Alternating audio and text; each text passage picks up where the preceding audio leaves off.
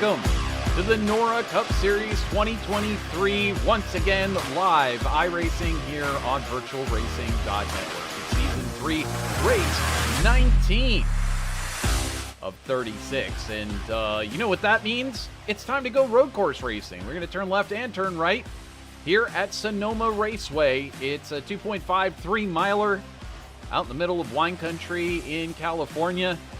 15 laps in the first stage, 33 in the second, and 66 overall here tonight, all presented by Abby Sweet Treats Home Bakery. Hello once again, everybody. I'm Trevor Greenfield, and so great to be here with you. I'd love to welcome you also into our YouTube chat room. Feel free to let us know that you're there, where you're watching from, and say hello. And might be saying hello to Christian Snyder as well, because Christian's joining me not only in the booth, but as a YouTube moderator as well. So, hey, Christian, welcome here tonight. What do we have to look forward to at Sonoma? Always an absolute pleasure to be here, Trevor. Sonoma, this track, man, look at how beautiful it is in the surrounding areas. What can you say about it? And these drivers are going to be turning right tonight. I know that's, new for some of these guys, but we're going to have some rights and lefts. And I personally, this is one of my favorite road courses. Watkins Glen, Sonoma, the classics. I love these two tracks. It's going to be interesting to see how these guys tackle it. It looks like Vincent Arthur from practice has the fastest car, but a newcomer, Ryan Bird, poking his nose in there in the top two fastest times. So we'll see what he can do tonight. I'm excited. It's going to be a long race. No cautions tonight unless there's a major incident. So it's going to be a long green flag run. Well, you say poking his nose in there. Is it too early to start the puns that he might be poking his beak in there? Oh, here we go already. So anyway, we're 2 minutes in. we're 2 minutes into this broadcast and the puns are already flying. But here we go, folks. Round number 19 from Sonoma, and in order to race first, you must qualify, and that's what they're doing, heading out there on the track right now. As you mentioned, Christian, we get a chance to see these drivers in a whole different element here. Yep. I love Sonoma myself as well. This is a great track where there's some elevation changes, some really twisty bits. It's a little bit technical. There's a lot of high-speed commitments, some blind corners, and of course the Real Life Cup Series races there as well. So it's great to see these cars out there facing the same thing that the real life drivers do. They've got 10 minutes to get in a lap here, and so we'll get a chance to. New. Yeah, they're all out there at the same time for open qualifying. That's a thing that they do at road courses only. Give them 10 minutes to set their best lap, and I love the open, qualifying session where you get to see all the cars at once. I absolutely love it. Wish they would bring it back to the real life, but it's awesome to see here in iRacing. Well, and speaking of some of the other notes as well that we have going on for the night, we mentioned it last night, but it's actually so great to see Brady Motes out there. He suffered a knee injury last week while racing. Seems like he stuffed up his knee quite badly, but he's able to get back behind the wheel tonight, and that is a great thing for all of us because he's a championship contender, but also a front runner, and I don't know how well he'll fare here on a road course, but at the same time, it's great to see another competitor back there behind the wheel. Yeah, one of the worst tracks you could come back from a knee injury. There's a lot of, switching from gas to brake, shifting, using the clutch. So depending on which knee he injured, if it was left or right, it's going to be a lot of work on that knee tonight. Well, he just begins his qualifying lap at the moment. Here's also a look over at our newcomer to the league, one of our two newcomers just this week, both joining this new late Apex Racing team. This is Ryan Bird out here on the track at this time, trying to put in his qualifying effort about halfway through, and it's got a pretty snazzy paint job there, and it looks like he's just about to say that metallic blue pops, man. Absolutely, that is nice. And it's a pretty short lap here, so we'll start having some qualifying times coming in here very soon. As he's completing this lap, about to go down and around this final hairpin here. Yeah, the times right now in between the 116 to 118 ranges for all these drivers here tonight. We have, I believe, 12 cars for tonight, which kind of typical for road courses. Not everybody loves it, and You know, it's not necessary to run all the races, so they kind of use this as like almost a drop week. But you see Vincent Arthur 116.8, so that's a really good lap there. Ryan Bird 1.10 seconds off there, or 1.18, I believe. So a little bit off. He's got time though to catch back up. They can do about 3 or 4 laps here to set their best time. So we'll see what he can come up with here within the next few laps. Well, speaking of that, I do show that Ryan Bird just set the fastest Sector 1 time so far. So we'll have to see if he can continue that. There you see that purple sector, fastest sector. And Josh Conover, in the meantime, able to set in his into second place. And then he leaves so that he can go get some fresh tires. And I don't know if he's going to head back out there and try and do another lap. Not quite sure. Here's another look at another driver. It's pretty quick in this league. It's come out of kind of nowhere. Matt Tucker, only racing for owner's points, but someone who's done quite well on the ovals, and great to see him out there giving it a shot here at Sonoma. Also, as you mentioned, I'm going to be expecting a lighter field here tonight, but that'll give us just so much more time to focus on the individual drivers, talk about their driving style, and of course crack as many puns and jokes. Perhaps a lot of dad jokes incoming, so you'll want to watch for that. Get ready. Ryan Bird putting in the top of the board. Look at that. A top time right there. He goes to that top of the board, as you mentioned, Christian, 116.62. That's after Vincent Arthur even tries to put in his second lap, and he's not able to eclipse that. Last time by a 118.29. So perhaps Arthur struggled on that lap a little bit, but just as I say that, he gets in the fastest first sector time and the fastest second sector time. So might we be seeing now pole position run from Vincent Arthur? It's very possible. He has quite a few already this season, trying to get another pole here. We'll see how he fares here through 10 and into 11 as he comes into the hairpin here. 11 turns at this track. It's a lot, and this corner is the toughest. You get down to about 45 mile per hour. I mean, that's highway speed, less than highway speed on a racetrack, man. Well, and it's all about getting that line just perfect, getting your braking, your trail braking, your throttle inputs, and wow, he does it by a lot. What a lap. 115.78, almost a full second faster than Ryan Bird's lap, but he basically sends the message over to Bird, hey, welcome to the league. That was a fast time. Let me go one better here, as he's now on a little bit slower of a lap this lap. Let's check in over here with Jake Christenberry. I believe he's just heading out. This may be another, because he was just in the pits, so I think this is another out lap for him. But we'll catch up with Nick Geilis, who's on a quick lap here, also racing for owner points. A very stylish number 3. Appears to be a big fan of the new Cadillac hypercar that's been introduced to the iRacing League.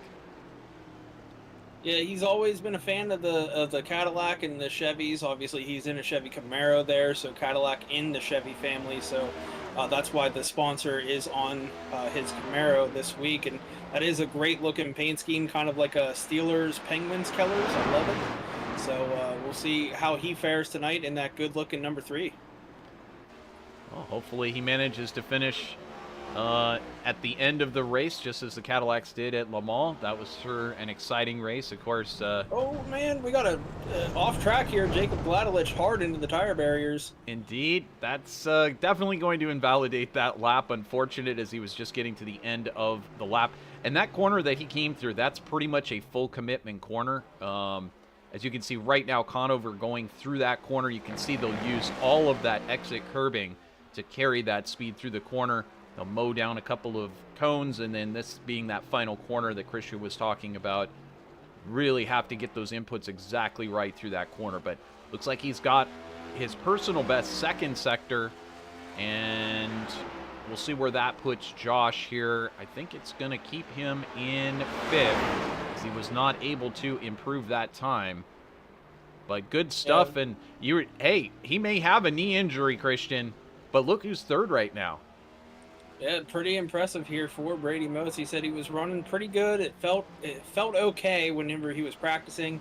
He's going to try to get in the whole race if he can, but If the pain becomes too much, he's going to pull it off, which obviously health comes first. You don't want to force your knee to make it worse. So definitely pull off whenever he feels not okay. Well, you see him working his way around Kulikowski. I was just going to mention Kulikowski. He's not yet gotten in. This is just his first lap. So we'll see whether or not it gets counted. And obviously, he's very slow on this first lap. Here's another driver, Timmy Harper, who's just putting in his first lap. And looks like he's taking it very slow, just trying to get in a time. We'll see whether or not he launches it here off the corner and tries to get a faster qualifying lap in. Yeah, he could be getting heat in the tires and the brakes for that first lap, and now he's going to push it this lap. It's a smart idea. I mean, he's got 2 more attempts here with 1:20 left. So he's going to get this lap in, come around, and then get 1 more lap in. So these last 2 laps are going to be his chance at getting a pull time here. We'll see how he does as he goes green in Sector 1 here. That's his personal best first sector so far.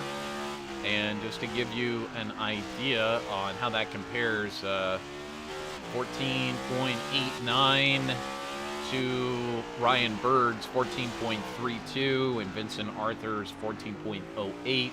So you'd expect that maybe to be about 4th, 5th fastest thus far. We'll see whether Timmy Harper can manage to move that Harper Motorsports machine up there towards the front. Conover, in the meantime, getting in a faster time. He's put in the most amount of laps, now working on his 8th lap. And he's managed to go 4th fastest. And that is that high commitment corner there. He just obviously got it a little loose coming through the corner, threw a little bit too much rear weight at it.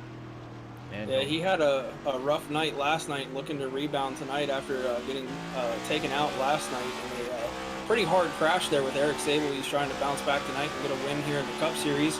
We'll see where it slots him here as he crosses the line.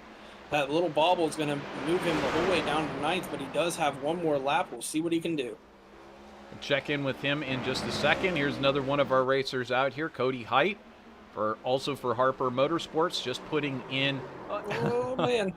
Sliding it sideways. Of course, that's Cody Height on YouTube. You can always pull up his feed, have it going on a second screen if you want, or check in with it later, but... Cody Height, one of the great streamers that's part of the NORA Cup Series. And he'll come to the line, and this won't be his fastest lap by a long shot. His best lap, 1:17.80. This one, 1:19.87.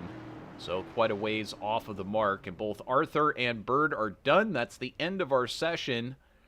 So that will do it for us here in qualifying, as it looks like... couple of these drivers. Still out there? Well, he's still out there, but I don't think he has enough time to finish this one. Yeah, he's got 55 seconds left. He's got enough time to put this lap in. All right. He's coming through the final corner now. He will be the last driver to set a time. Let's see what he can do here coming to the line. I believe Josh Conover also on a hot lap too. Yeah, Conover behind Can, but I don't know if he's got a fast enough lap going to improve his time. That's just going to end the session as it just moves ahead there, and I don't think... Well, he moved to 10th. Was that faster? No, I don't know if that was any faster. So he's going to stay in 10th there, and then John Cottle and Adam Kulikowski unable to set a time tonight. All right, well, let's take a look here at the starting grid for tonight's race, round number 10 here at Sonoma, presented by Abby's Sweet Treats. It's on pole position, it will be Vincent Arthur for Flatline Motorsports. Starting on the outside of the front row will be Ryan Bird, newcomer to the league, and Late Apex Racing is the team name. On the second row, Brady Moats for Ready to Wreck Racing, and alongside him will be Josh Conover, teammate to Vincent Arthur. On the third row, Cody Height for Harper Motorsports, and alongside him, Jake Christenberry for Prestige TRD. Starting over in the fourth row, we've got Nick Geilis. He's going to be starting next to Matt Tucker for JRC Sim Team. And on the fifth row, we've got Jacob Gladelich. He'll be starting right next to Timmy Harper for Harper Motorsports. And on the sixth row, it'll be Adam Kulikowski and John Cottle. Pretty decent field tonight. A lot of people with potential win ability here. with strategy and other things that might happen if Vincent or Bird have an issue. We can see that they're clearly the fastest too, and will probably be battling for the win. But we've seen it multiple weeks, where someone has an issue and a newcomer comes in to win. And I believe you want to do the Abby Sweet Treat Well, announcement here. of course, this should be a sweet race, and we owe it all to Yeah. Abby's Sweet Treats Home Bakery. You can see all their goodies over on their Facebook page. Pull them up, and you'll see all of those great cookies, cake pops, Oreo cookie pie. I mean, you've got awesome different cookies. As I was mentioning last night, tons of new stuff posted since this was taken over on the Facebook. Brownies, etc. Head on over, and it's on Facebook, Pinterest, etc. Head on over. We're about to go green here. There's the email, abcobb@gmail.com. Get yours today, shipped out from Minnesota, from Abby's Sweet Treats. And we're live here, going green. And you look at Vincent Arthur, who's managed to get a great start. Hanging tight is Ryan Bird there in the second row. Cody Height trying to make a move, but there you can see Brady Moats hanging on the side of Ryan Bird as well. Yeah, Ryan Bird had a real big moment on the restart. He was sliding that car everywhere, but able to get it gathered up and continue in second place. Brady Moats slots into third with Conover now getting by Cody Height. So Conover able to easily take that position, and you see Cody Height running out wide there, but that's actually a space where these drivers will run wide here tonight. No problem, no off tracks assigned for that particular corner, just as in real life. That is a place where you go as wide as you want. Matt Tucker and it looks like Jacob Gladelich, as well as Nick Geilis, kind of battling it out for position there. That's for fifth. Back up front, Vincent Arthur, no problems whatsoever, as he's now starting to open up a small gap, about 3/4 of a second, back to Ryan Bird. Bird taking Ryan Bird with a really good entry there. He might get Vincent on exit. He's side by side with him. Not going to be able to pull it off though. Vincent with a good run off into turn 12 there, coming to the line. And now turn 1 here, you can see Ryan Bird right up on the back bumper here at Vincent as he pulls away under braking. But Bird with that late apex going into turn 1 or turn 2 there. So he's holding true to his name. Well, it looked like Vincent Arthur tried to take a very late break into the final corner, and as a result, Bird able to actually take a much more conservative line through the corner and close up that gap. But Bird very close to the wall there, easy to do. As I mentioned, you can go as wide as you want. We'll see whether or not he can get more of a run on Vincent as he continues to go through this lap. But Bird already showing very well for just being a brand newcomer here to the series, and giving Vincent Arthur everything he can handle, keeping him honest back there. Brady Moats, hey, he's holding strong in third as well so far, not having made any mistakes.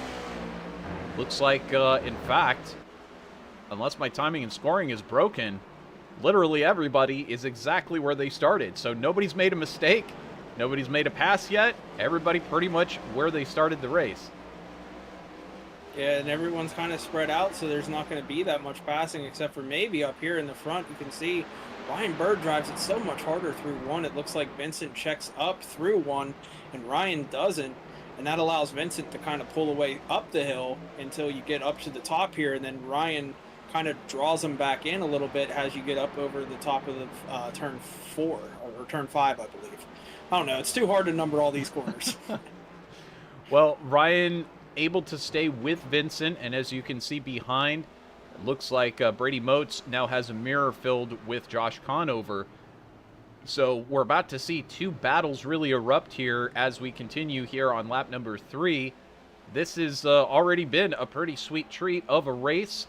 It's looking to be shaping up to have a couple of decent battles here. I know ahead of time I saw even from Josh that it looked like it would be Vincent Arthur by a mile, but I don't think he expected a certain Ryan Bird to show up so prepared for this race.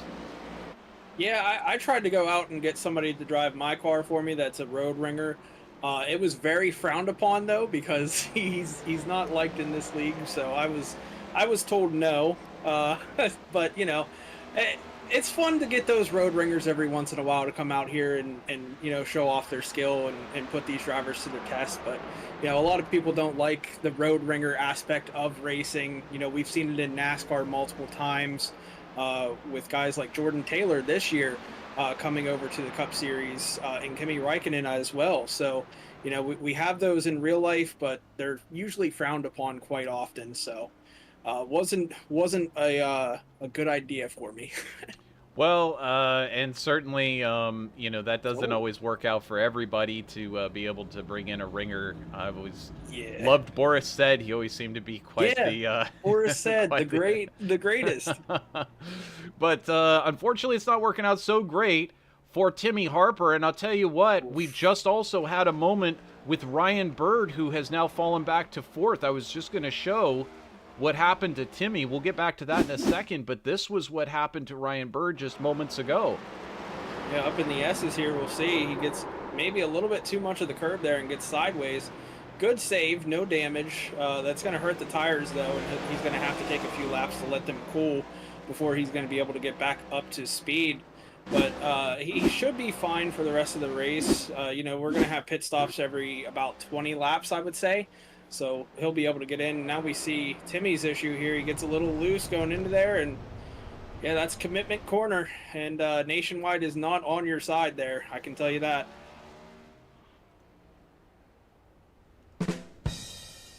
There it is.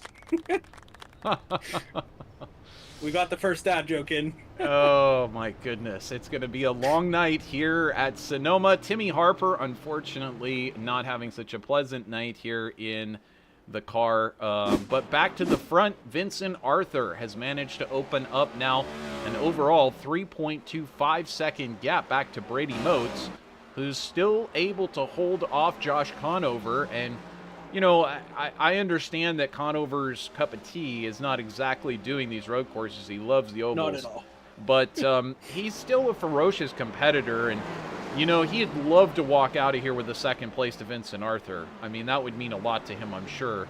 But either way, he's out here racing hard, and we can't forget that Brady Motes, Vincent Arthur, they've already nabbed their ticket for the playoffs. That's coming up here in how many races? We got like 9 races left until the playoffs. So quite a few of these. Only like 7.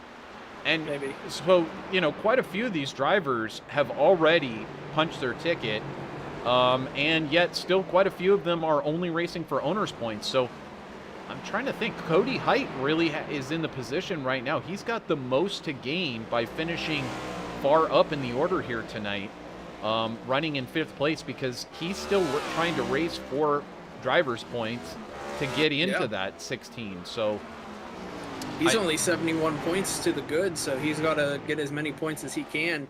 There's people outside looking in, like Peyton Tulloch, Jonathan Atkins, Michael Robinson, and Chase Swafford. They don't run that much here, but they do still have a chance to make it. And now with Ryan Bird as well, if he wins here, he gets locked in because he's running for points as well. Absolutely. And his teammate as well is also going to be running for points, as I saw. That's going to be Tom Senchak. And so we're looking to see when he joins. And again, it's, if we see something, I know not everybody is Dustin Kaliba, Jared Wishin, or one of these drivers that just comes out of nowhere and just blows everybody's doors off.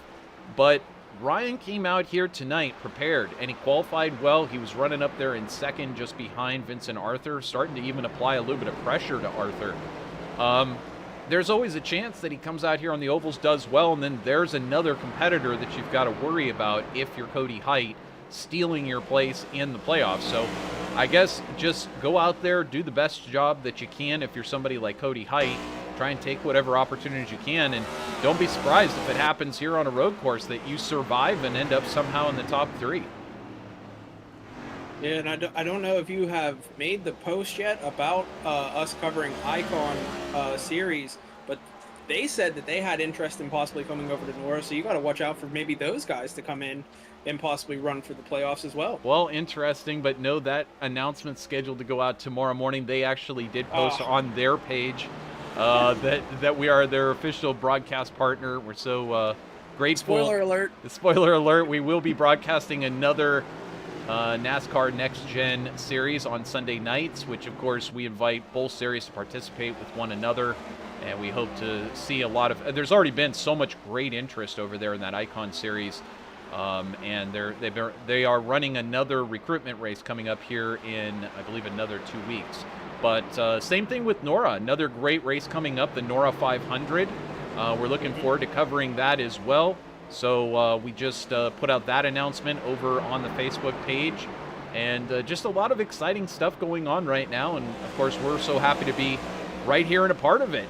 Myself and of course, part of this announcement involves Christian as well. We'll be covering that Icon Series, and Christian will be with me for the NORA 500 as well. So exciting stuff. Yeah, I'm starting to be almost like a partner in here. It's a lot of fun. You know, the more races that we cover, the better we get. So it's been, you know, an awesome season so far. Can't wait to cover more races with you.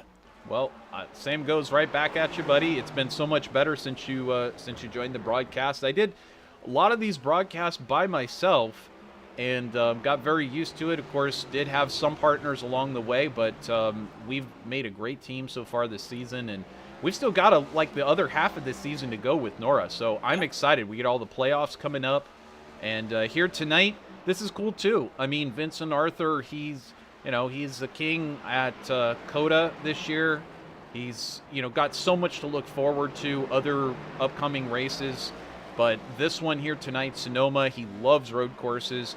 Great chance to watch a real master road course racer in action. And it's always funny to watch these guys have to tackle like the NASCAR Next Gen Cup car, because it's just temperamental at any kind of track. It really is. It's like, it doesn't matter if it's an oval, a road course. It is tricky to get it exactly right.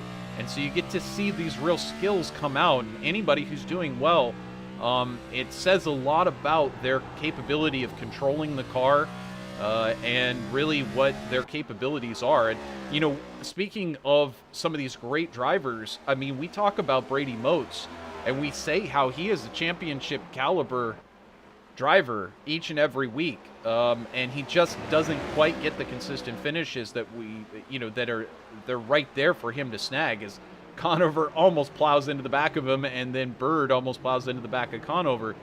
But Motes is out here in second place, turning excellent lap times. I mean, his best lap time, just 0.6 of a second so far off of Arthur, which is, as road course racing goes, that's very respectable to somebody who is so accomplished already as Arthur is in road courses. So, I mean, I'm kind of surprised that Brady is this skillful here at road courses, but here he is putting down great laps and holding on to second over, again, Josh Conover and Ryan Bird, who was just holding with Vincent Arthur. So props to Brady Motes for having a good race so far, and we'll see whether or not he can hold on for the duration of this one. Oh, almost a big incident there. Josh Conover with a lockup going into 7. That was close. And now that allowed Ryan Bird to get up to the bumper of Conover. And then behind him, Cody Height lost a little ground there. I think he checked up for it and lost a little bit there. But yeah, these guys, with so many road courses in the schedule this year, I think it's 7 or 8 road course races. They kind of have to get better at road courses and practice more, and you see that with Brady Motes and Josh Conover.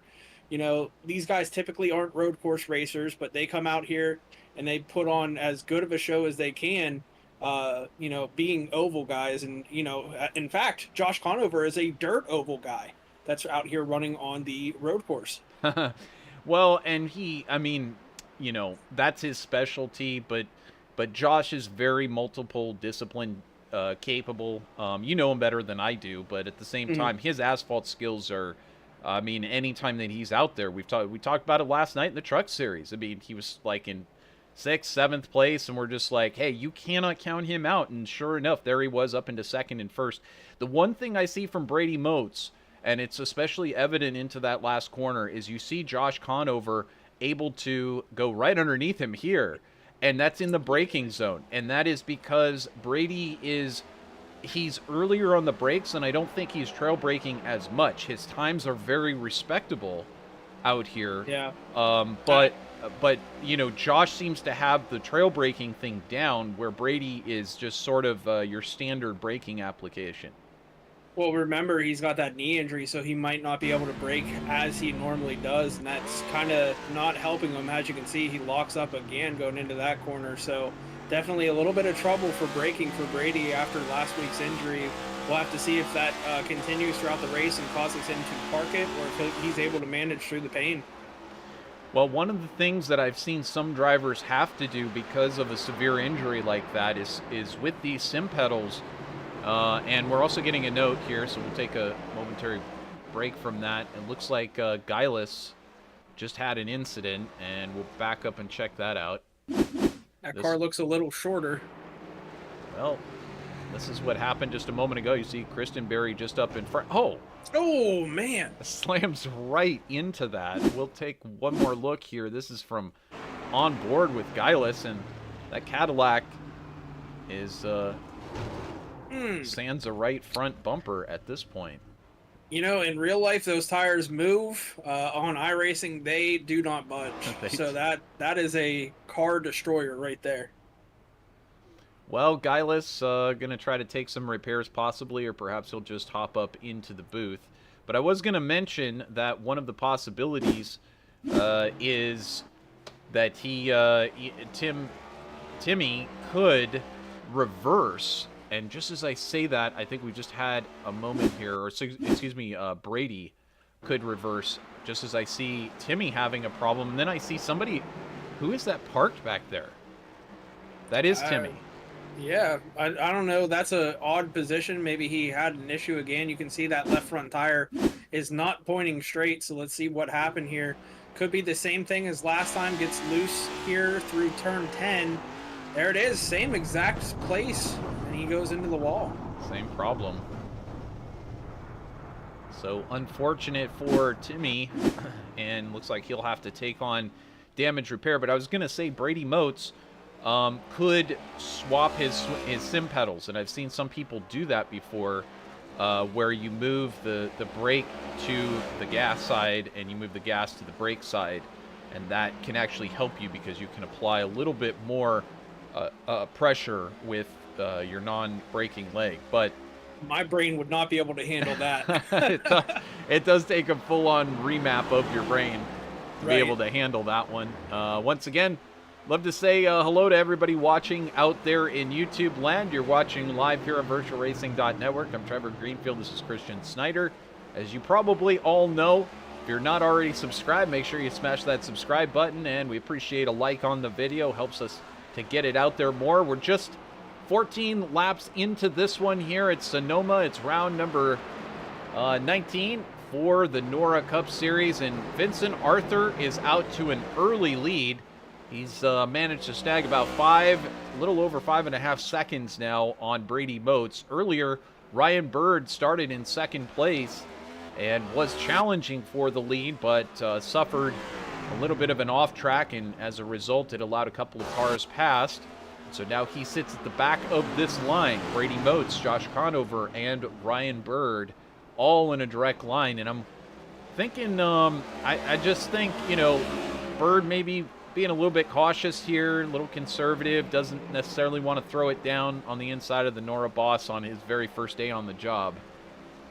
Well, real quick, we are on the white flag of the stage here.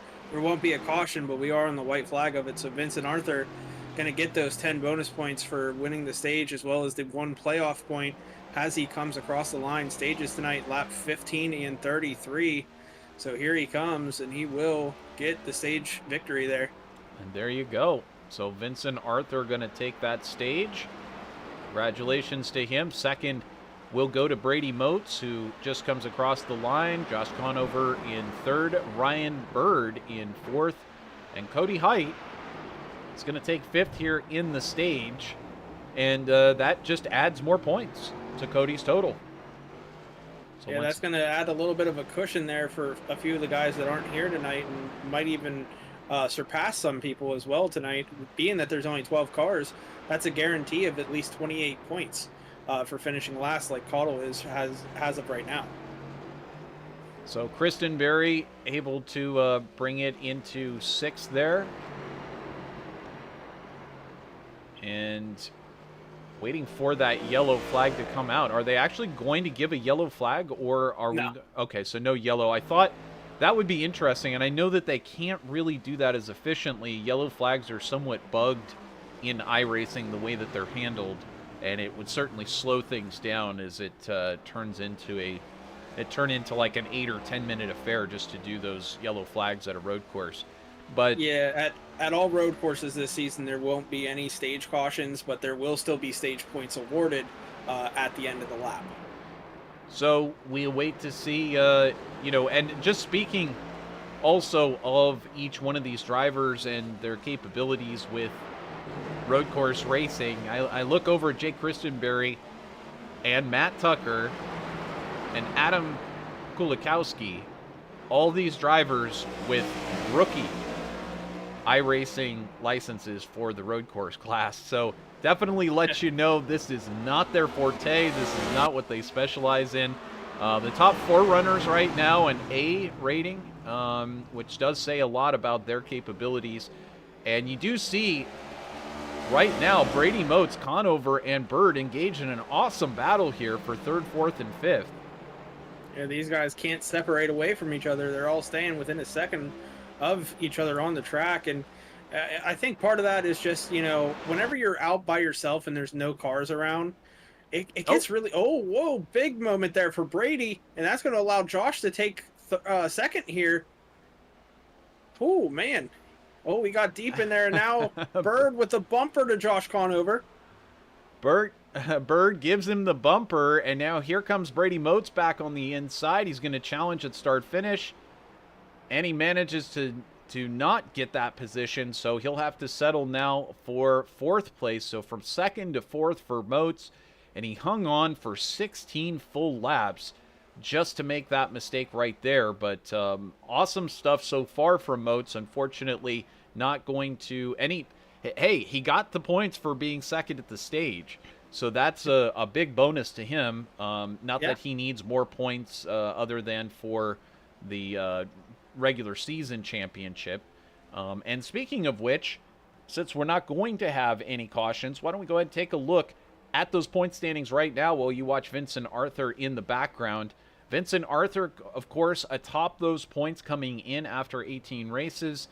You see the drivers in yellow have already punched their ticket.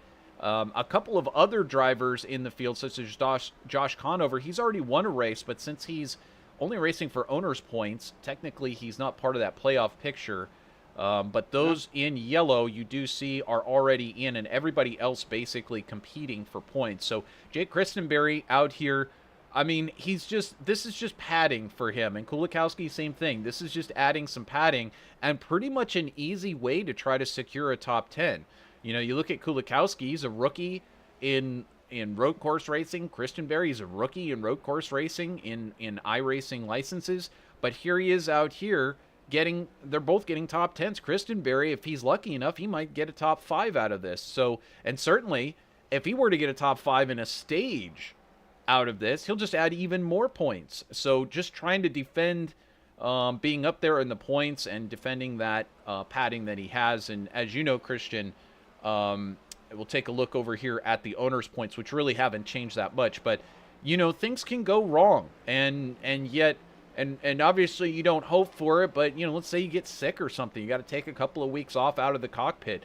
That padding that you have put out there for yourself, that could erode very, very quickly. Let's say you have a couple races where you get crashed out. You know, it's something where you just try to build as much of a cushion towards those points as you can, just to ensure that you don't possibly lose it.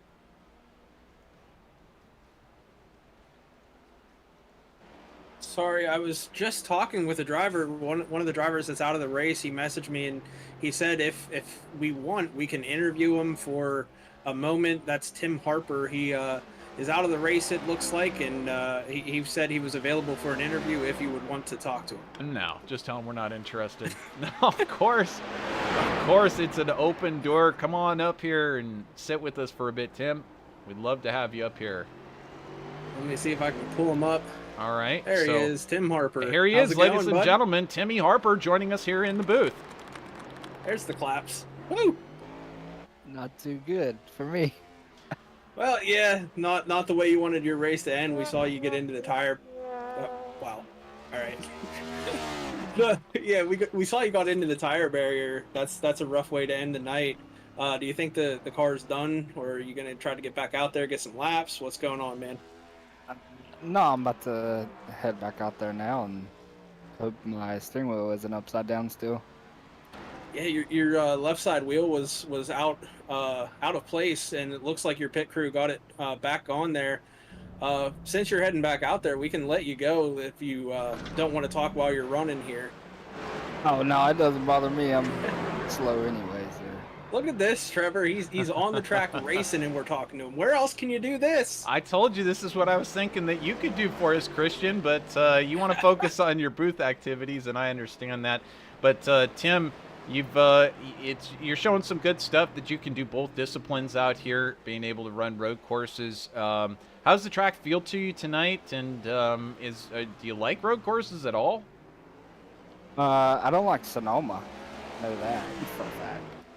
I'm just gonna let these guys go here because I'm not gonna ruin Josh's race. Well, we appreciate you talking with us. Are you finding any difficulties with the NASCAR Cup car out here on this track? Have you driven other vehicles out here at the Sonoma Cup track? I've never driven the Next Gen here. When I drove Christian, I drove here in the Gen 6s. No, I haven't drove here since that Cup race. I just don't really care for this track. But other road courses like Chicago Street, I love that track. Well, So, that's quite interesting. hopefully it'll be better there. You would that's think, coming up in 2 or 3 weeks too. yeah, and of course we'll really look forward to that. You'd think with the fact that you get runoff room here and there, you're just pretty much straight into a wall. What would you say is the difference there at Chicago that means the most to you? I don't know. I mean, I feel like there's more grip there because I guess it's a little colder and the heat isn't heating up the track as much since it's up north. Mm-hmm. I don't know. I just feel like it's not as easy to get off course as it is here. And here, if you get off course, you can't stop the car because it's in the same. So. Well, You already won Phoenix this year, so you're locked in the Owners' Championship. So, we got a couple races left before the playoffs start. Is there any race that you're keeping your eye out on for a guarantee win or your best chance at another win? I'm not guaranteed to win anywhere, but in the trucks I need to win now since I had a good points lead over the cut line and now I'm probably 22 points ahead, I think. So that kind of sucks, but not on the trucks. I hope to be good at Nashville and Richmond. Those are 2 tracks I'm really looking forward to in the Cup. The same, I guess. I'm not sure about the whole schedule with the Cup, so. well, we got let's see, we've got Nashville Super Speedway, which I don't know that anybody actually looks forward to. Chicago Street Course, Atlanta, which is how do you feel about those like really fast D-shapers, especially Atlanta, and how fast that track is now? I mean, in the trucks and the Cup, I think I finished top 5 in the trucks and top 10. And no, I didn't finish top 10 in Cup because I got in a wreck or something. But I did decent there when I was running. So, but I don't know. I don't like the new Atlanta with the drafting and stuff. I wish it was back to the old style, but can't really change that. So I just have to deal with it. What do you think about a track like New Hampshire? I actually love New Hampshire. In another league I was in, I led pretty much the whole race and then got taken out on a green light checkered because the guy dive bombed me because you run like the middle line there, and he went on the bottom lane and just come up into me and wrecked me for the win. So Well, as we can see here on screen right now, Vincent Arthur, Josh Conover for Flatline Motorsports coming into the pits. But that is really interesting as we now see Ryan Bird taking over the lead and Cody Height slotting into second. That you like somewhat of those short tracks. I mean, you like road courses, you like short tracks. I mean, to some road courses, obviously, some shorter tracks. What do you think of a track like Bristol? That's the thing. I love short tracks. I feel like I'm my best at short tracks. So I'm gonna be hoping that we can get some good short tracks and we can just run in there and do good at the short tracks. And I don't know. I got to get better all around, but that's where I feel like I'm the best at right now is the short tracks. Well, certainly you've got half a dozen, a little bit more than a half a dozen more races left to go before the playoffs. Is that pretty much what the last end of this regular season means to you, is just kind of get everything all sharpened up and ready to go for playoff time? Yeah, for the Cup, definitely. I'm going for Owners Championship in this since I'm already locked in. And for the trucks, I just going to try my best to win to get in. And if I can't win, then just hope we don't get more than, what is it, Three more winners, I think? Yeah, 3 more winners. So I think if 2 people were to win, I'd hope it'd be Cody Reeder and Sean Briscoe, because then that would keep me in, I think. But I got to watch out for Torrin, because he's caught me a little bit, and he's been pretty fast. So hopefully I can hold him off and stay in the playoffs. Well, either way, we wish you best of luck with the end of this regular season, and of course, we super appreciate you joining us here in the booth and being willing to talk to us about what's going on in your world. And we always love seeing your Facebook posts. Just let everybody know, of course, if you're not already following Tim Harper over on Facebook, he puts out great posts before each race, lets everybody know what he's got cooking, and that he's super excited to get out there for the night. And we always love seeing your excitement coming out of your camp there. Great team that you're running too at Harper tonight. Maybe not up at the front, but usually they are. Cody's sitting in 5th, so still a good chance for a top 5 tonight. And didn't see John Cottle out there tonight, but usually he's running up there at the front as well. So great stuff happening over at Harper Motorsports.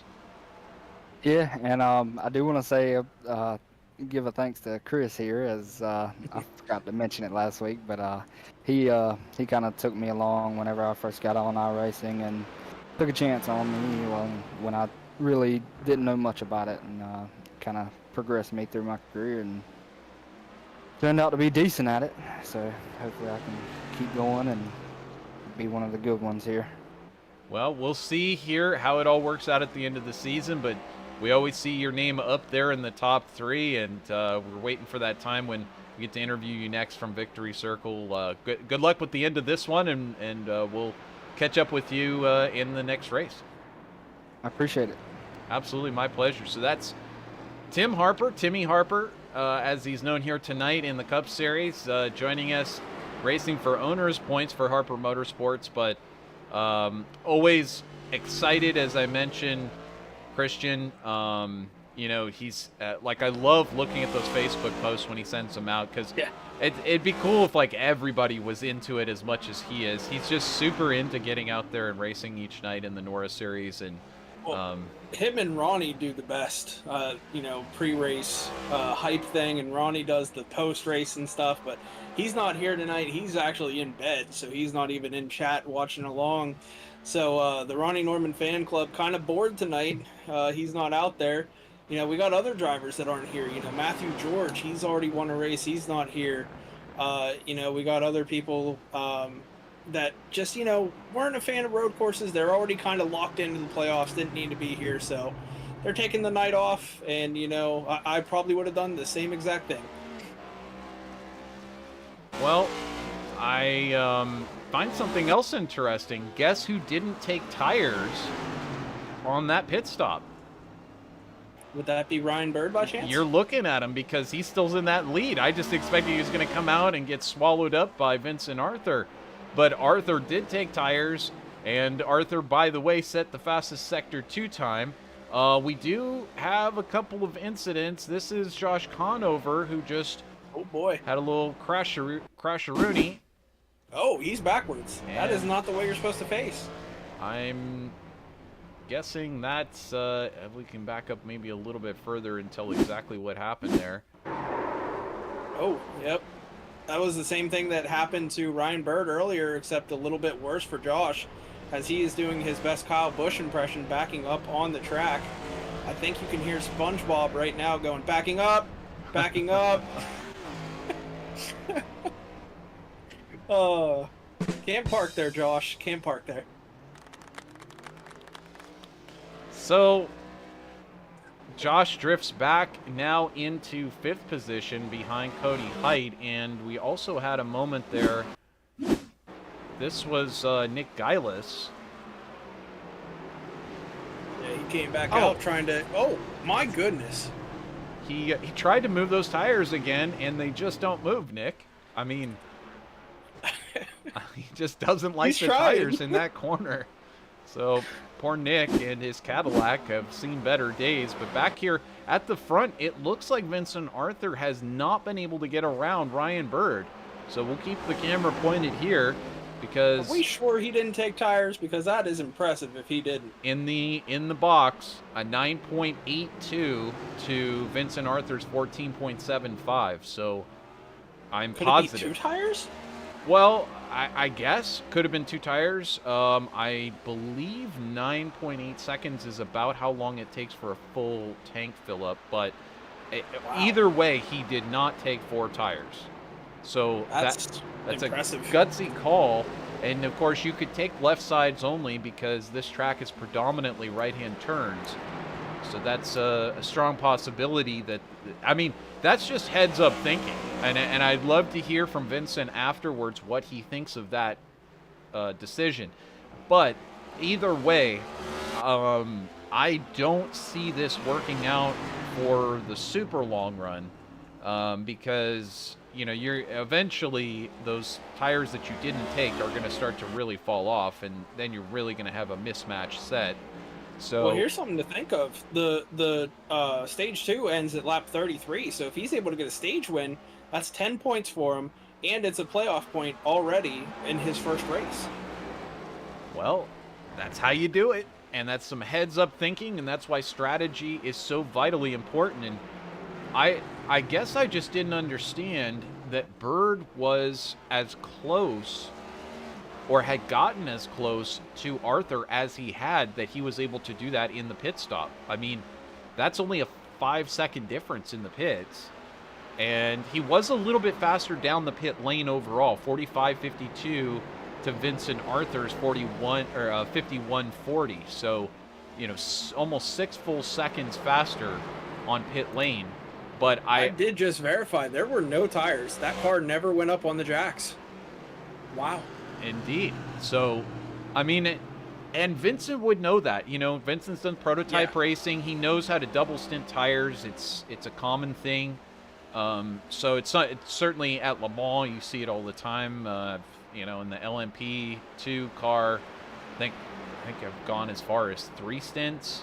In the Audi GT3, I mean, we were playing with trying to do 4 stints on the same tire. So it's definitely something in endurance racing you do a lot more of. But Arthur into the back. Oh, no. And hard into the tire barrier as well, trying to pass Ryan Bird. Bird with the block. Vincent goes into the tires. Oh, man. We'll take a look at that one more time. This was coming through the corner, and I mean, it doesn't look to me like Bird went so slow, but maybe he did just back off just a little bit, and either way, Arthur not prepared for it. See one more time, maybe from Arthur's point of view, exactly what he saw. That doesn't look like he got into the tire barriers that much, actually. I think he actually saved it. Look at that. He 4-wheel drifted it through the dirt there. Some masterful control from Arthur, but perhaps a little bit of red mist, a little bit of frustration right now for Arthur, sensing that maybe this move from Bird has just gotten the better of Arthur. And as a result, Arthur, you know, I think he just maybe tried to take too much speed through that kink and just got it crossed up. So as you said, he managed to save it. Fantastic job by him. Here's Conover again, taking it off track for a little excursion. Gathers it back together. This was just a moment ago, and I guess he's going to give Cody Height another chance at that 4th position. Similar, really similar, except this time he doesn't go backwards here. Yeah, he made his best Vincent Arthur impression there and drifted through the dirt and was able to keep it righted and stay in the position he was already in. So Conover continues, and right now we are getting very close, just 2 laps away here from the yellow flag, or not the yellow flag, excuse me, the stage, I want to say stage caution, but it's the stage completion on lap number 33 for Vincent Arthur and Ryan Bird, who right now are fighting it out. But Ryan Bird has opened up now a 3.2 second car, 3.2 second gap, which is obviously, about 20 car lengths back there or more, 30 car lengths back to Vincent Arthur. So if he can just hang on, this stage victory will be his. And congratulations to him for this incredible strategy that we did not anticipate seeing here tonight. And we're only 2 laps away from halfway as well. So once we hit halfway, if somehow the iRacing servers went down or crashed, the race would be considered official, so there is also that to mention as well. As we see Jake Christenberry off track as well. Christenberry having a momentary off track. Guyless checking in with us over on YouTube saying, "Damn tire bales, they're supposed to move when you hit them." iRacing. Well, not these ones. Pretty much nothing really moves except for those cones out there. So gotta watch out for that. I know there's a porta potty or something like that on the track. They don't move, so poor Nick. For the guy in the porta potty, if it was able to move, my goodness. Got to treat those track workers well out here. They're risking their lives on the daily basis. But oh my goodness, Jacob Gladelich also giving us a wave over here in the YouTube chat while racing. Always love it when the drivers are able to do this. And if you look at our poll that we posted a while ago, 7 folks voting over in that poll. Vincent Arthur only getting 43% of the vote. And who's going to win tonight? Vincent Arthur, 43%. Someone else, 57%. Well, prior to off-track incident that he had, I voted for Vincent, but now I think everyone's right. I think Ryan Bird is going to possibly be able to get his first career win here in NORA on his first race. Well, he's just taken his first stage win, and that's one heck of an accomplishment. He did it in the second stage. He could have done it in the first stage if he hadn't had that incident earlier and been able to challenge Vincent for the lead. But here he is just kind of silently holding a nice solid advantage over Vincent Arthur, now working into this 3rd and final stage, which is an equal distance to the 1st and 2nd stage. So we'll get a chance to see some real strategy play out over the length of this 3rd and final stage, and certainly whether those tires, not taking those tires for Ryan Bird is going to end up hurting him. But hey, into 3rd place, Brady Moats for Ready to Wreck Racing. He is 16 seconds back from Vincent Arthur, but once again, you got to hand it to him with that knee injury out there fighting through it. He did have an incident a little bit earlier that took him to the back of this group, but Conover off track now. He's in 4th place, and he's skipping through this track. I wonder if he's even going to get it stopped in time. Did you see they're kind of, I believe they're fighting for position back here. This is Matt Tucker and Jake Christenberry. That is for position.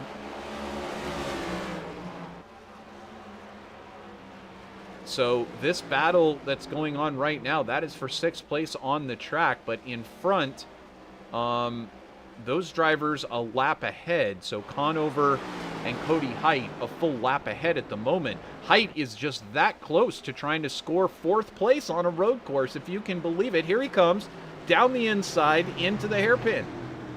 Yeah, Josh's tires right now are not what they used to be, so Cody Height able to drive around him pretty easily after multiple off-track incursions by Josh Conover, but he's not done yet. He's going to try to get somewhere here in turn one, but I think with Cody Height's tires, he's going to be able to pull away here up through the S's.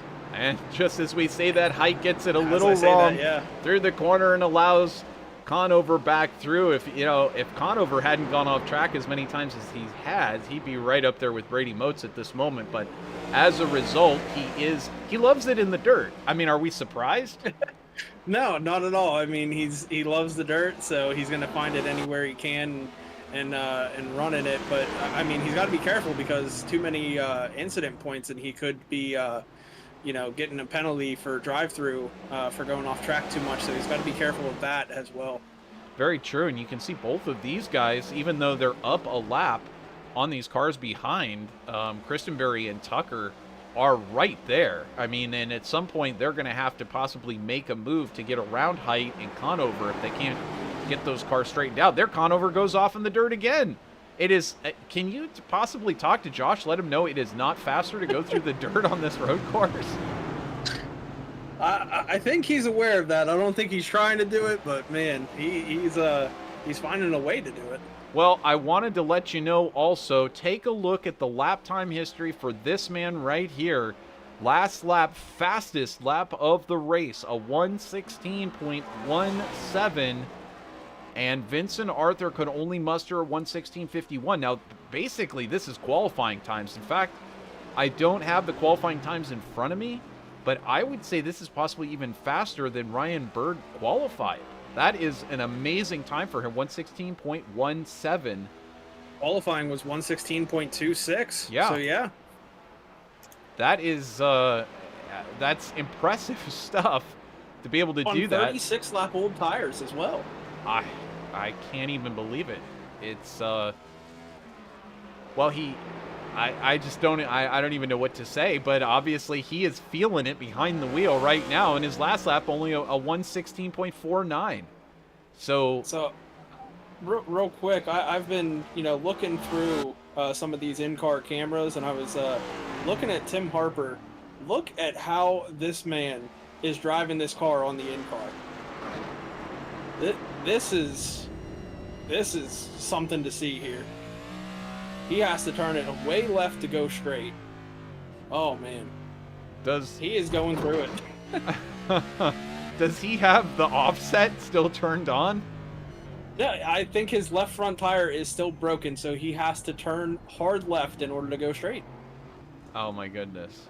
Yeah, that's insane. That's a survivor. We appreciate seeing Timmy out there when others are afraid to even get out there and race tonight, or they got something else better to do. There's Timmy out there putting in the laps. He's out there, only racing for owner's points. He doesn't really have anything else to race for here tonight, but he's just out there having a good time on a road course, even though it's like one of his least favorite. He just loves to race. You heard it in his voice. You can see his energy. Just absolutely appreciate the competitive spirit out there for Tim Harper. Well, someone else, battling him right now with multiple laps down, but I don't think he'll be able to come back out. Wanted to see if he could get interviewed. Nick Gillis out there having some fun taking out the tires. Absolutely Wanted to not. see if he would be. Absolutely not. Sure, of course, we've had Nick here in the booth before, so I'd love to talk with him again. We had him and Vincent Arthur here recently when they were covering for yourself. Yes, for the Open, whenever I was in it, they did an amazing job. So, thankful for them to let me do that Open. That was a lot of fun. But let's see if we can pull Nick up and see, if he wants to talk to us. Yeah, he's sitting down in the pits at the moment, and there he is. In fact, ladies and gentlemen, please welcome Nick Gillis. There he is, the number 3 driver. Nick, welcome to the booth once again.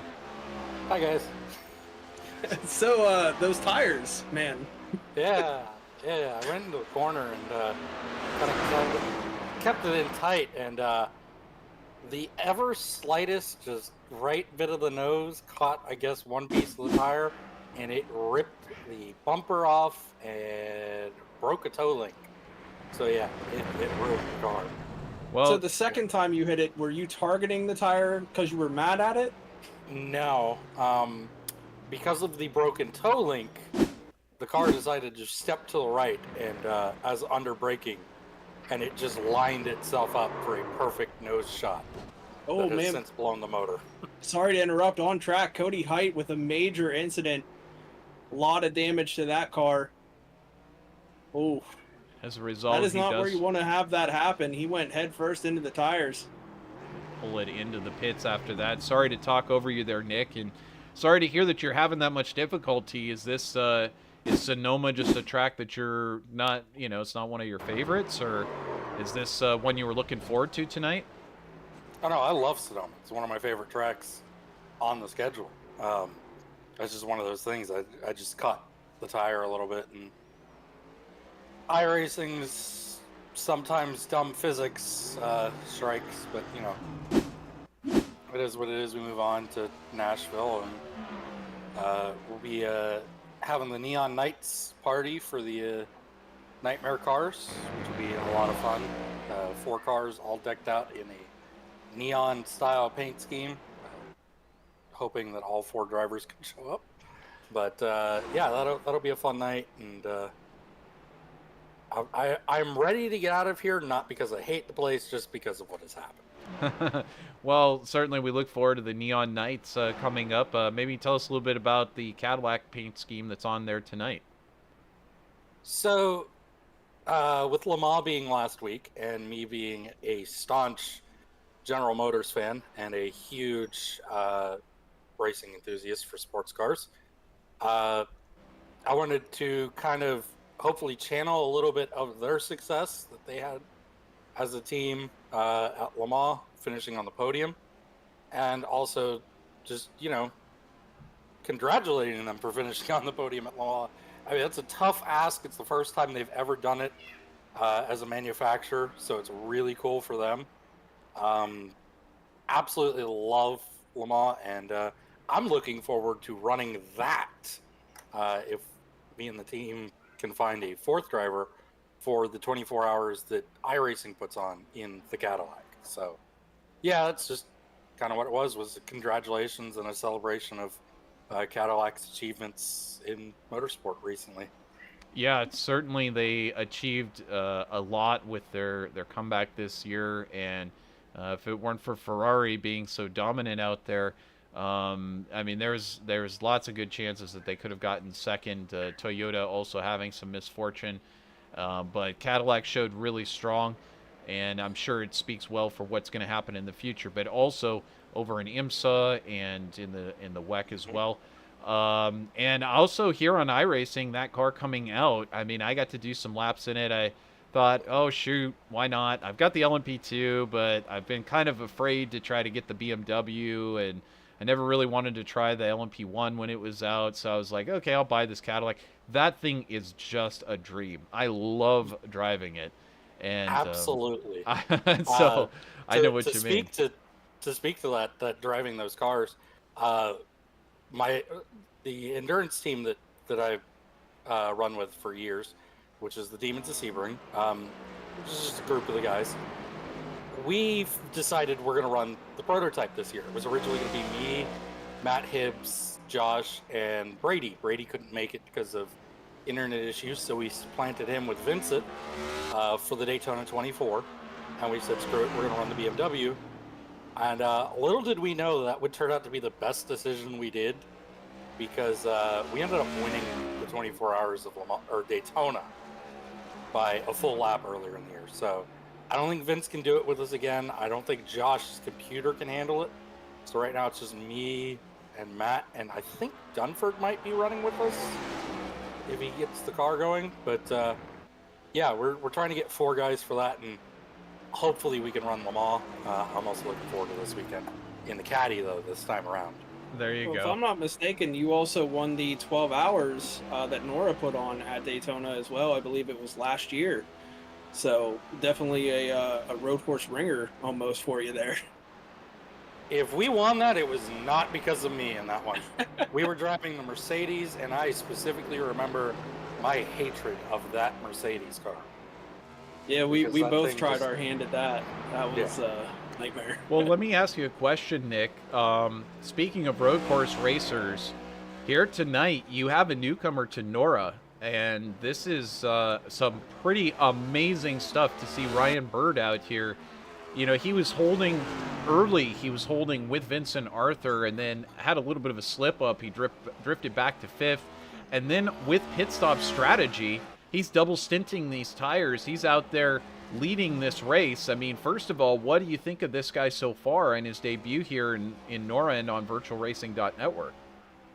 Yeah, he is absolutely putting on a show tonight, and it is fantastic to see from a standpoint of somebody actually being able to come in here and compete with Vincent. I know for so long on the road courses, everybody kind of dreads coming to the road courses because it's just, oh, well, Vincent's just going to run away with it. And that's nothing against Vincent. He's very, very good at the road courses.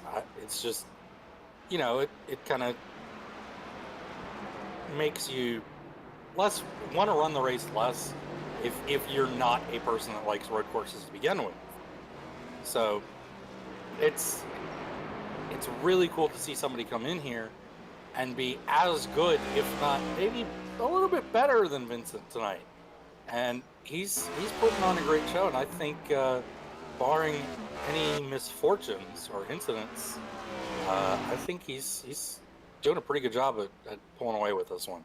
Speaking of incidents, we just had a big one with Josh Conover. He is out of the race now. He coming over the hill got a little sideways, and he went headfirst into the tire barriers. So he is out of the race and has retired from the session here.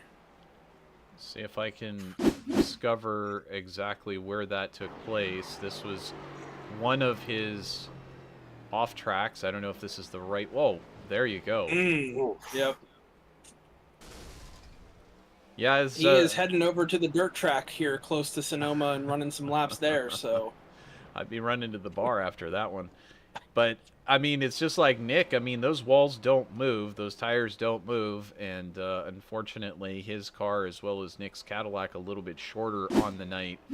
But back to the live race. Also, I see Cody Height had another potential incident. Let's see if we can see exactly what took place in this one. And was that one? Was that the same one, or was that just the same exact way he wrecked? I couldn't tell you because I'm looking. It's not that far back, so perhaps that was the earlier incident. He did have another off track. Let's see if this one is a later incident here. Yeah, you can see the damage already there on the right front. And the same place as Josh here, he's just going to go a little bit wide. Not as aggressive, though, and doesn't get into the tire barriers, but definitely not what he wanted to do there over the S's. But with that, Brady Motes now into pit lane. Jacob Gladelich with him as well there. You see him in front of Brady, but he is, I believe, a lap behind. And Matt Tucker now coming into the pits and smacking the wall on entry a little bit. But Motes in third, Cody Height with Conover's retirement now up into fourth place here. So good stuff for Cody to be able to just hang on. I know that, once again, road courses, he's got a B license, so he's not one of the rookies on road courses like some of these other drivers are, but certainly road course is not his forte out there, the ovals being much more his thing. Nick, what else do you know about Ryan? Is he as much into the ovals as he is into road courses? Because if so, we may be seeing a new future NORA superstar in the makings here. Yeah, I'm not really sure on Ryan. I haven't really gotten to talk to him yet or anything. So we'll see how that pulls out through the ovals. But I would also like to note, anybody that just pitted on these last couple laps here are good to go to the finish. Well, then that being a good move from Brady Motes to do that, and we've yet to see Ryan Bird in, and certainly this time he'll have to take tires because he's already double stinted. Now, this last time out, Vincent, he did not take tires. 8.77 seconds in the box and a 44.85. So both of those two times, 44.85 over the whole pit lane. So both of those 2 times actually faster than what Bird had done. But on pace alone, I think that Bird has him handled out there. He seems to be putting in consistently faster laps than Arthur can seem to be able to do. So we'll see how this all works out after the pit stop exchange here. But perhaps you might see the guy that you might maybe talk to if he doesn't already have a ride for your 4th there in the Le Mans series, or into Le Mans. Yeah. That's a possibility. What a shame to lose Vincent Arthur, though. He's been an absolute, just phenom on road courses. I can't even believe that somebody could step in, as he does get it a little off there. That was a handful there. But Vincent has been absolutely solid on the road courses thus far. He was, let's face it, he was untouchable at COTA earlier this year. So, and with the number of road courses on the schedule, that is a big important factor. But here comes Brian. Do you think he's going to take tires here, or do you think he's going to try going the entire race without any tires? Do you have to change tires in NORA? Is there a rule? No. Oh, wow. The right side is not going up. He is staying out there on those old tires. And I don't know about that, because I definitely think you could afford the 5 seconds to take tires. I don't think there's any danger that he would lose at this point. So 6.14 at this moment. So definitely Vincent would have been there, but he also would have had fresher tires than Vincent. So again, I'm not the one who's out there in the lead, but I'm just saying I think he had the margin that he could have gotten away with taking 4 fresh tires. Nick, me and you have run Sonoma before, and, I don't know about you, but I want tires every time that I can. So what do you think about this no-tire strategy? Knowing how this car is with the tires and how little tire wear there is, I'm not surprised. Tucker, when he pitted the first time, which was lap 16 coming to 17, told me 96, 97 on his right sides. Oh, wow. And so it is not wearing these tires down at all. So I am not shocked at all. I almost wish I would have told him at that point, do not take tires the rest of the race, because I'm pretty sure he put tires on. But it's going to be all right. I think Cody's got some more damage and might be able to get the 20. I think it's fourth place of the season. Yeah, I was going to mention your guy Matt Tucker for Nightmare top 5 again. So he's been a great addition to your team. Is he going to be there the rest of the season in the 20? So he's basically like the reserve driver at the moment. Dunford's the full-time guy in the 20. Tucker's just kind of been filling in, and he's been lucky enough to have fill-in spot, I think, the last 3 weeks, with Joey missing Charlotte, and then Matt being suspended for Gateway, and now Dunford missing Sonoma. So I might give him the trifecta and let him run the 3 at Nashville if Dunford's going to miss again. But yeah, he did tell me he's not going to be able to run the full season. He is going to have to, I forget what he said it was that was going to come up, but he was going to have to take a break at a certain point, and he wouldn't be able to run with the league at all for that little bit. So I'm not really sure what we're going to do with that, but yeah, definitely a shout out to Ronnie for both finding Tucker and Dunford from the other league that he runs in, which I don't know which league that is, but he brought them both over, and yeah, they've been doing a great job, and we've got a handful more of 4th place finishes. And while we were talking about that 20 car, we came across the 20 to go, brought to you by Snyder Graphics. Go ahead and head over to facebook.com/Snyder Graphics for your paint schemes. Great guy over there, that's Snyder guy. And I think Nightmare also, great paint schemes for Nightmare Graphics as well. Yep. We got R4 cars every week, and Vincent's for the most part. I think that's about it for the Cup Series. But yeah, do they do the liveries? Do they come with smoking engines as well? All right.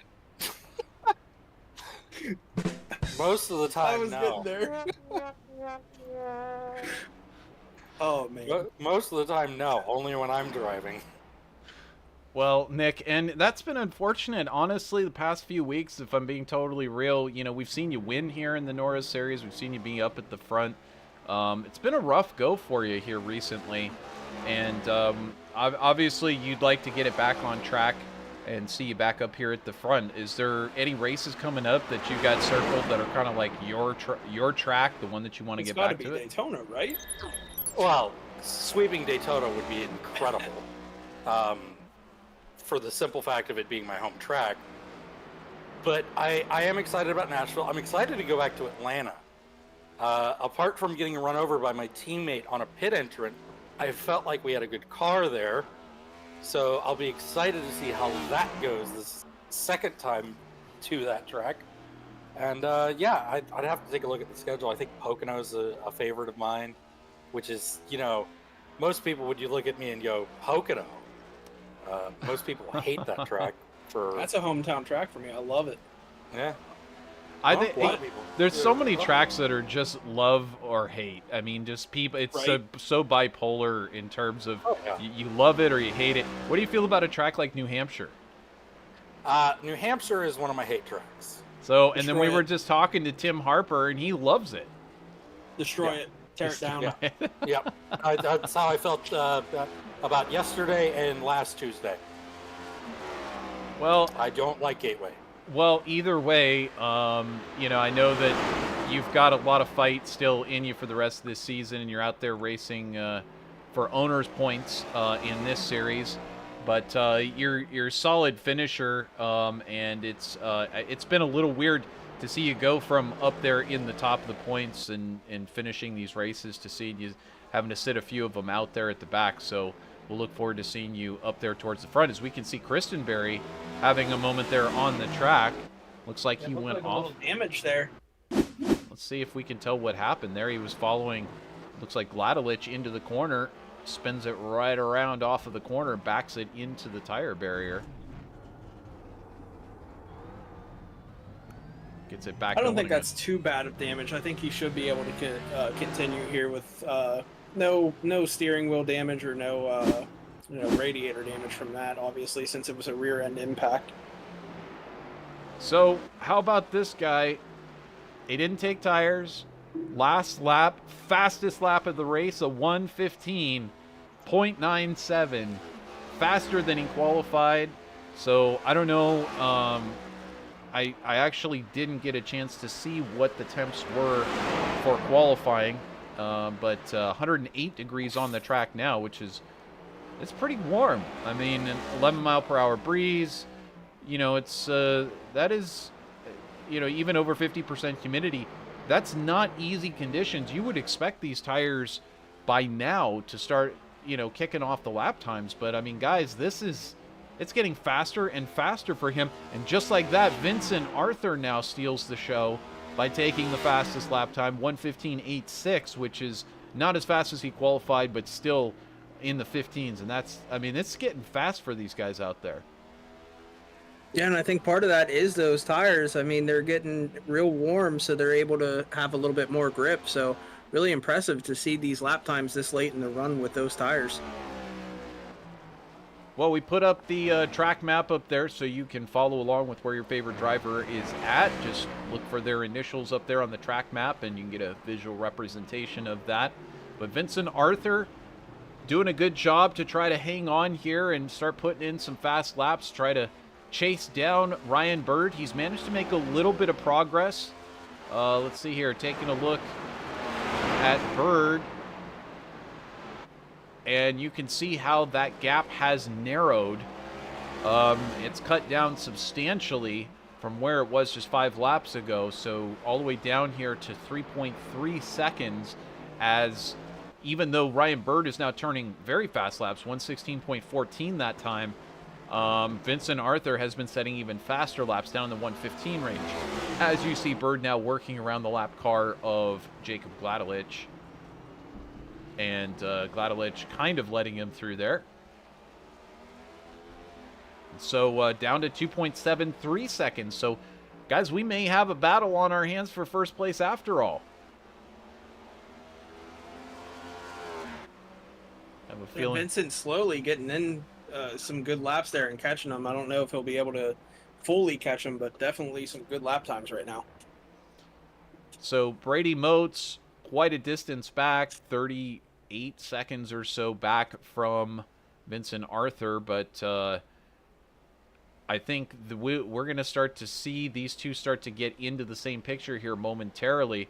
But Nick, it's been great having you up here in the booth with us, and we'll look forward to seeing you back out there again next week competing. And in the meantime, we wish you the best of luck, my friend, and enjoy your rest of your week off, and I'm sure you'll get some laps in that new Cadillac. Actually, I believe we're off next week. Oh, all right. Well, there you go. So I guess I should have looked at my schedule. I do want to say, because I'm sure Josh would kill me if I didn't bring it up, next week is poll day for our NORA 500. Yes, I was going to say, I don't remember what we're calling it because I know technically we're not allowed to say that one word.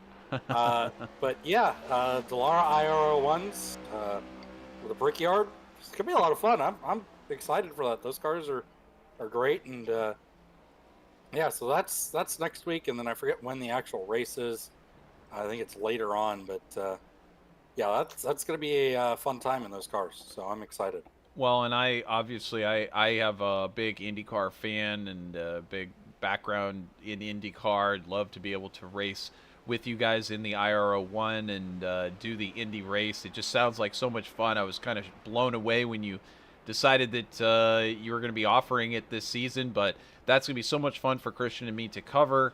And, of course, Nick, if you do find yourself on the sidelines, we'd love to have you come up and join us up here in the booth as well, and we can call the race together. But so anybody who's interested at NORA 500, just get signed up, and there's a separate Discord for the NORA big events, so you'll get a chance to go there. I know there's going to be quite a few big events coming up that's just kind of in the planning stages, so definitely if you're into that sort of thing, the big events, the one-off events, and certainly if you're into the IRO1 at the Indy racetrack, that should be a lot of fun, and we'll be covering here in 2 weeks on Monday night. I probably can't confirm entirely, but I feel like it's probably a good indication of a confirmation for it. I assume to see the 4th annual 1987 Daytona 500 for NORA. I think we run it like the last weekend of January. First weekend of February, something like that, or first week. So I fully expect that one, and I know there's pipeline talks about bringing the 12-hour race back for Daytona, and that would actually be earlier than previously. We used to do it the weekend before iRacing's 24 hours of Daytona, and I think people didn't want to do it because they were going to get too burnt out.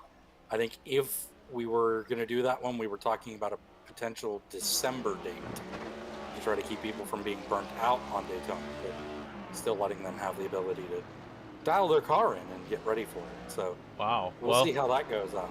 It's amazing, yep, to think too, all this planning that has to go in, and people don't really consider this because, I mean, it's enough to plan out just one season that you're going to do in a car on iRacing, and then you get to week 13 and it's craziness, but you got to plan out for next December, next January. I used to run a big event myself, and as soon as it's over, you're basically already thinking about next year, what you're going to do different, and getting it on the schedule. So kudos to you guys over at NORA, and we're looking forward to it. And once again, great to have you up here with us in the booth, Nick, and we'll certainly look forward to catching up with you in the near future. And good luck on poll day as well.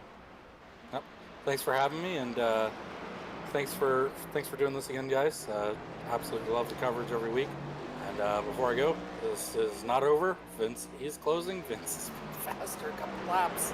It's going to be a good finish, guys. It is. It is indeed. And, I mean, it's 2.3 seconds that time by Vincent Arthur, 15.55 to 15.94 for Ryan Bird. These are qualifying laps that we're seeing out here.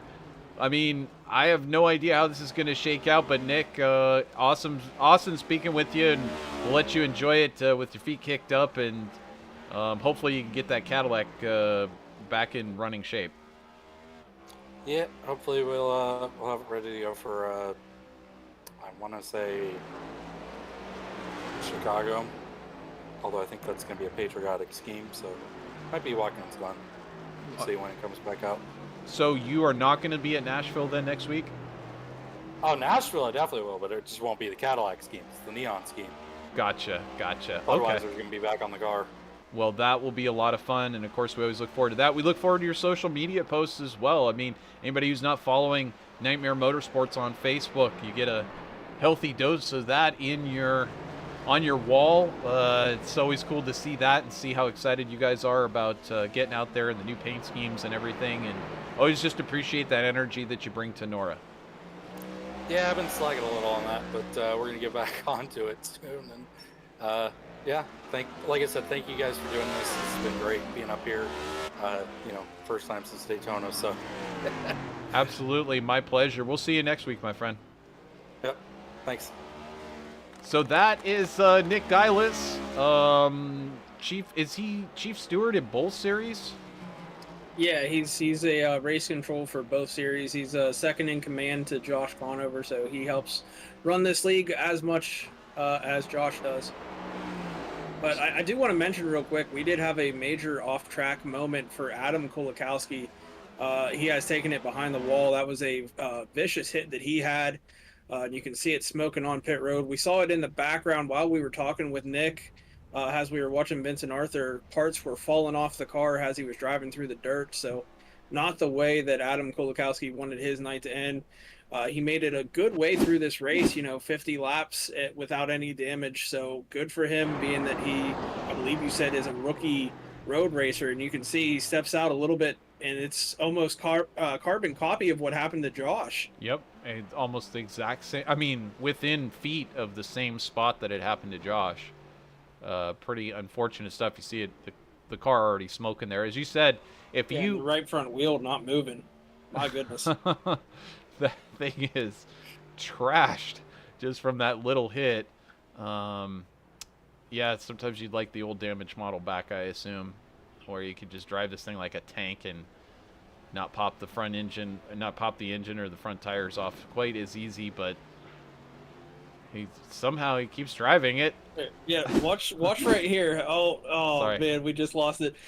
As he was going down that little hill, I saw it when we were watching Vincent. His right front fender just gave up and fell off.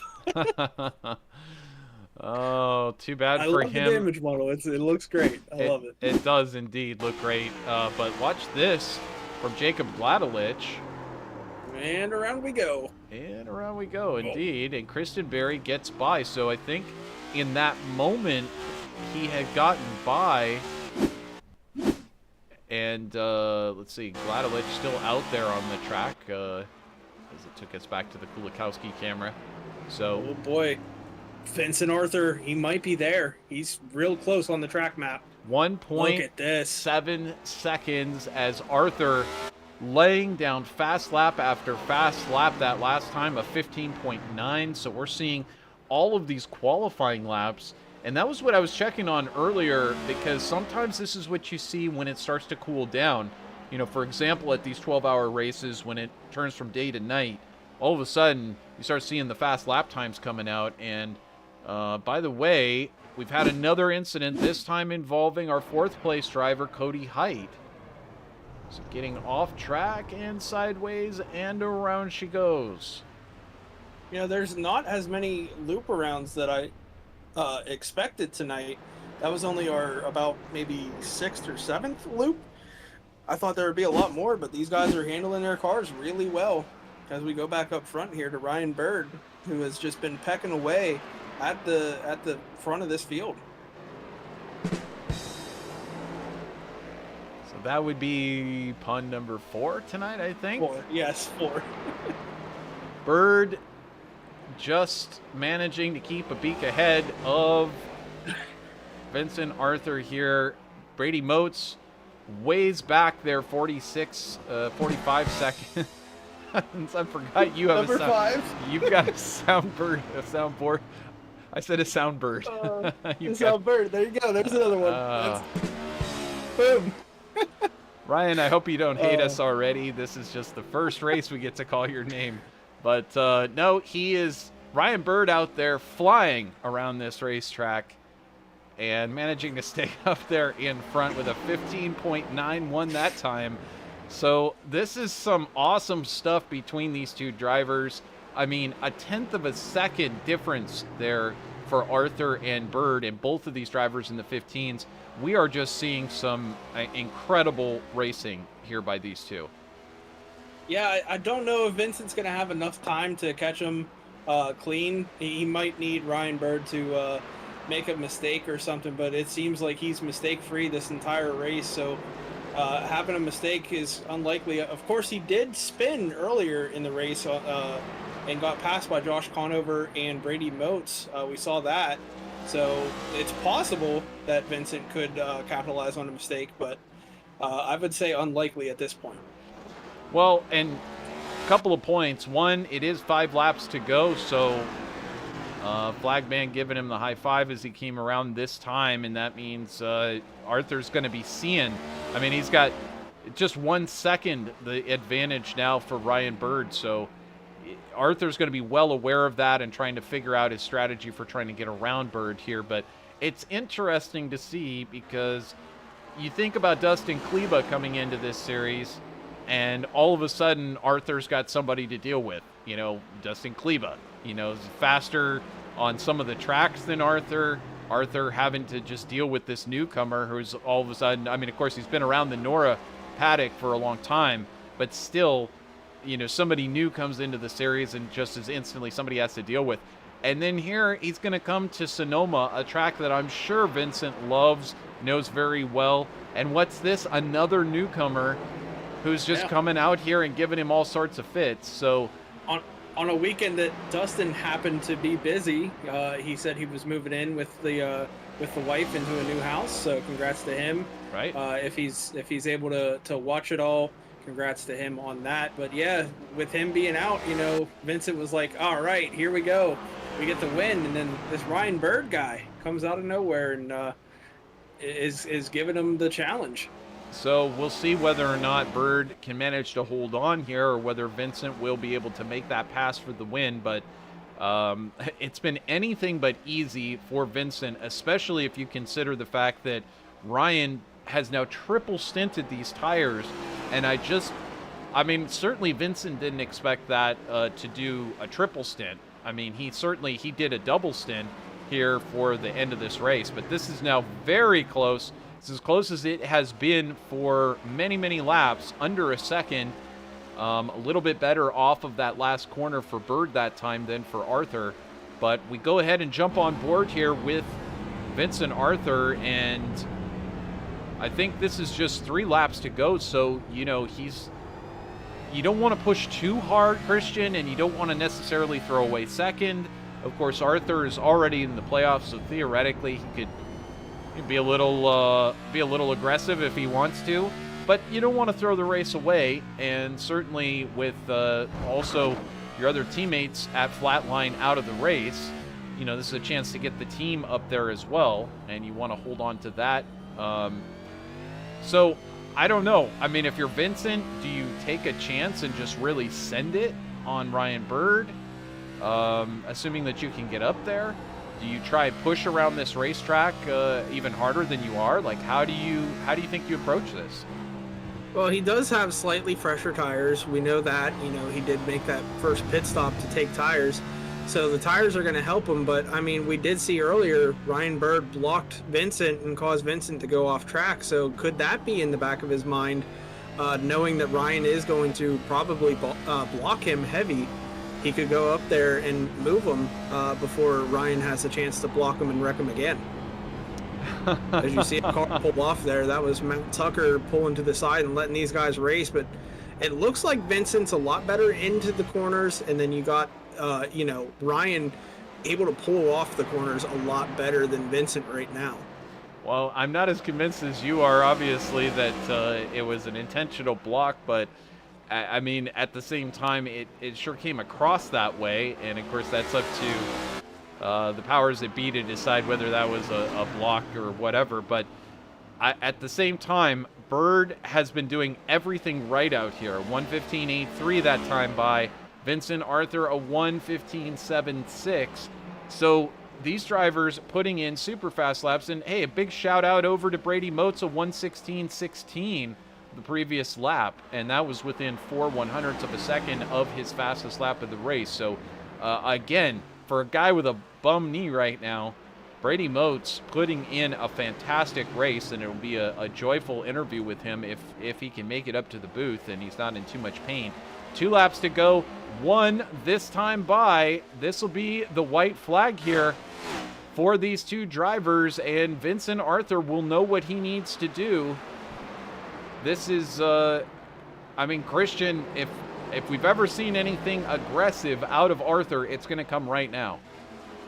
Yeah, he's going to have to do something. There's 2 positions that he can try passing in, and that's turn 7 and turn 11. So here they come down into turn 6.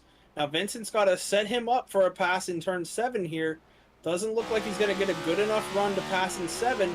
So what he's got to do, he's going to try in 7. He tried almost to gets there. send it. He sure tried to send it. That was a low percentage chance on that one, but he sure made Ryan Bird think about it. That's for sure. As we see that Cody Height has had a slight off track. Jacob Gladelich having an off track here on the final lap, and Vincent Arthur still in the frame to try to send it here into the final corner. Will we see Arthur send it into the final corner? He's going to take it deep. He takes it right into the back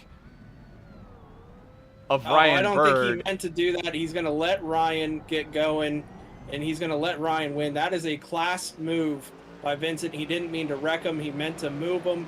So he's going to stop on track and let Ryan get his first win here in NORA on his debut race. Absolutely fantastic finish and great race. Congratulations to Ryan Bird on an amazing finish and an amazing win on debut on VirtualRacing.Network and in the NORA Cup Series. Vincent Arthur is going to be scratching his head after that one, and I think that's really all it was, is Vincent's not used to having to make that move on the last lap. Like, he knew that he could do it, but I just think he's like, okay, I don't, he doesn't have the practice of having to move somebody because he's usually the guy that's out there in front. Yeah, and typically these cars, they're really hard to move, so you got to hit them pretty hard, but that was just a little bit too hard for him. And that was a really great move what he did there. He let Ryan get back going and gave him the win because that was, Vincent didn't mean to. And that's, that just shows the type of guy that Vincent is. He doesn't want to win a race dirty. He wants to win it clean, and that's a great move by Vincent. So, and Ryan doing a little bit of drifting here, or at least trying to. Hopefully, he can bring it back around and give us some donuts. There we go. Full throttle. He's celebrating out there right now. Great for him. He sends it around for the fans to check out here as Cody Height will bring it across the line in 4th place. Matt Tucker already done with his lap. He'll finish in 5th. So Bird finishing his victory celebration here. And with that, we're going to take a moment to step aside. We'll be right back with the final results, and we'll get a chance to go and talk to our top 3 finishers in the Abbey Sweet Treat Victory Lane. We'll be right back.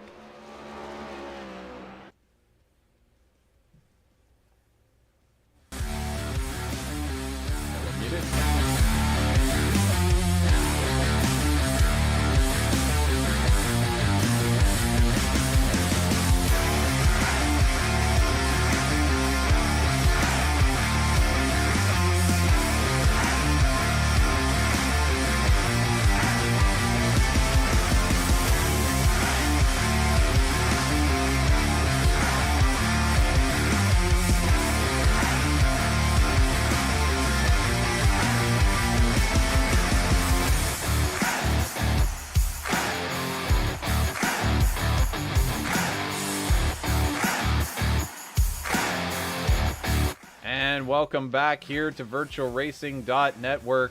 As you can see here on your screen, it was an awesome race at the end here for round number 19 at Sonoma, and all presented by Abby's Sweet Treats, the NORA Cup Series 2023, living up to its reputation of being an awesome, fantastic racing series. Ryan Berg comes in on debut with a brand new team and a brand new car and manages to take victory. He also took the second stage victory as well over Vincent Arthur, who managed to take the first stage, and we thought things were all set until Ryan pulled some strategy out of the bag, and that was some pretty awesome stuff to witness. We'll love to get a chance to chat with these drivers about that. Third place going to Brady Moats, and that makes 4 or 5 teams in the top 5. So pretty cool representation to see so many different teams represented up there. Brady Moats, as I mentioned, for Ready to Wreck Racing. It'll be great a chance to talk with him after overcoming his injury. Cody Height finishing in 4th place here tonight. Fantastic run from him, and of course he's streaming over on Cody Height on YouTube. So great chance to chat with him over there. Matt Tucker taking 5th, 6th going to Jacob Gladelich, 7th to Jake Christenberry, who didn't bring his fan club tonight, but that's okay. Hopefully they're still celebrating his finish anyway. Nick Geilis saying he forgot to add that while he was in the booth, he voted for Vince, but well, it didn't come to be. So, if Nick tells you to vote one way, go the other way. Or if he tells you to put your chips down on black, I might consider red. Yeah, I voted for Vincent too, so maybe I'll blame Nick for that one. Oh my goodness, you too. Well, either way, it did work out the other way, but but Vincent was there at the end and certainly tried to get it done. Christenberry in 7th, as I mentioned. Kulikowski finishing in 8th. Tim Harper finishing in 9th. Josh Conover parking it early after sending it off track, finishing in 10th. Nick Geilis in 11th, and John Cottle rounds out the field in 12th. I don't even think John turned a lap here tonight, but that is it for our results. And now let's go ahead and get this off the screen. And before we get to our final chat with these drivers, let's take a look here. As we can see, Abby's Sweet Treats Home Bakery, proud presenting sponsor. Oh, I'm so hungry for these cookies. You got baseball cookies. I'm sure it's going to be, it'll be basketball time again here pretty soon. If your kids are involved in that kind of thing, great thing to get for them as well as for everyone else who's showing up for the parties, baseball parties and such, people coming over to watch baseball at the house, etc. And of course, showers. I've seen birthday cookies. I've seen, birth shower cookies. I've seen, here's mermaid cookies, all different types of cookies, brownies, and the rest. Abby, the owner in Plymouth, Minnesota. Mobile is 812-264-1624, abcobb@gmail.com, and you'll find Abby Sweet Treats on Instagram, Facebook, Pinterest, and Twitter. Only $20 a dozen. Sounds delicious to me. Artistically designed cookies that make you feel good and look so good also. And so, with that, we'll get a chance now to chat with our top 3, and I think we're possibly going to get a chance to chat with Brady Moats, who finished 3rd out there tonight. And Brady, man, if you can hear me through the pain, that was one heck of a job to score 3rd place out there. Was it like mega painful for you? Are you on some good pain meds? And congratulations on that 3rd place. I can't lie to you, Trevor. Right there at stage 2, I definitely took an Advil. I was feeling it. That's what I was telling Josh before he left. But man, I can't blame nothing on that. Those guys class the field, obviously. Can't blame it on that, but I mean, we gave it our best shot, and I feel better now. But I mean, hey, who could say they got injured during sim racing? Like I was just kind of like, how in the heck? When I went to go see the doctor, I was like, oh, well. First thing was, I woke up the next morning and I was just like, okay, something's really wrong, dude. Like something's happening. And then I went over there and saw him, got X-rays, and he was like, oh yeah. I was like, oh, well. So, how has this last week been And what's your recovery been like? Has it taken you out of other stuff, work and other responsibilities and stuff like that? You've been able to get through that stuff, and how has it been? Have you done many laps of practice to try to get ready for this? Because as Christian was mentioning, Sonoma, that's a really tough place to return back to the cockpit so fresh after an injury like that. Yeah, I literally, my first laps were tonight. So, I mean, right as I joined in right off for practice, or tonight, and it was literally because of that. Yeah, basically what I was told is it's just a hairline tear. It's like 1 to 2 weeks. I just wear a brace. In work, I'm perfectly fine there. Like, I've been doing a lot of physical activity, but it's fine. Like, it's not really like bothering me too much. It's just so much as like the force down. I mean, like I was telling Christian earlier, like I've run the tightest brake I can on my performance pack, to take a lead. So it's super hard to push, and that's just what makes it, I guess, a little bit worse, But I'm assuming, and I also told him, like, I turned 45 degrees slowly throughout the race in my chair for some reason, and that's honestly what I think happened, is I just had too much lateral force, and it just did that little bit of thing, so. Oh. Wow. Well, just hearing it sounds painful, but obviously you're able to keep it together, and a lot of other drivers suffering many off tracks here tonight, even Vincent Arthur, Ryan Bird, but it seemed like you were able to pretty much keep it together just about as, the best of just about anybody out there. Sometimes I've heard that when you're sick, it allows you to focus a little bit more on the track. Were you just more maybe attuned to what was going on out there? I mean, because you finished in third, and that's an amazing accomplishment, considering some of the other competition that was out there that you were facing tonight. Yeah, I was not gonna lie to you. I quit pushing after Josh kind of got off me, because I figured it was about to be another one of those Coda battles for like how we had for second at Coda. I figured it was gonna be another one of those battles for third between me and him, just trading doors and everything else, having a good time. But I had a bunch of off track. I say a bunch. I had 4 early, but then after he had his issue, then I pretty much just trying to keep it on track and just hold on to it and ride on home. But it was fun. Other than that little bit of pain, but it wasn't really too bad. I just popped my Advil and went on. Well, you gave it a heck of a run out there tonight. And of course, you racing with your Ready to Wreck Racing, giving you guys a good finish out there in this NORA field. Anybody that you would like to give a shout out to here on the broadcast? Yeah, I'd just like to shout out 98 Exterior, Sourwork and Hauling, being on the car, and also Harpoon Design now going on board as well. Reach out to Brantley; he'll give you some really good paints. Sorry, Christian, no shots. I'd just like to thank my fiance for letting me do this on Tuesday nights, and then also just Josh for really giving me a big shot in this league and being a big mentor to me.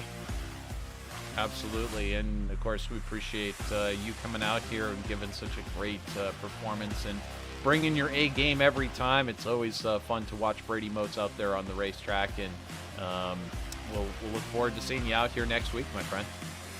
Yep, awesome. Thank you very much. Appreciate it. So that. Also, congrats on the engagement as well. Oh, thank you.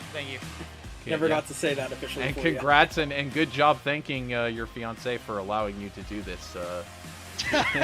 That's a good thing to get started right now. Lots of thank yous. So good luck with all of that, Brady. I appreciate it. So that is Brady Moats coming in third. Awesome job from him out of Alberta, Alabama. And now we'll get a chance. I think Christian has had a chance to catch up with, it's hard to believe to say, second place finisher here at Sonoma, Vincent Arthur, but I think that's what you'll get a chance to chat with him about. Yeah, I pulled Vincent up here. We'll see if he's available. Vincent, you finished second tonight. Maybe coming into this, you thought a win was possible, but it looks like Ryan out-strategized you.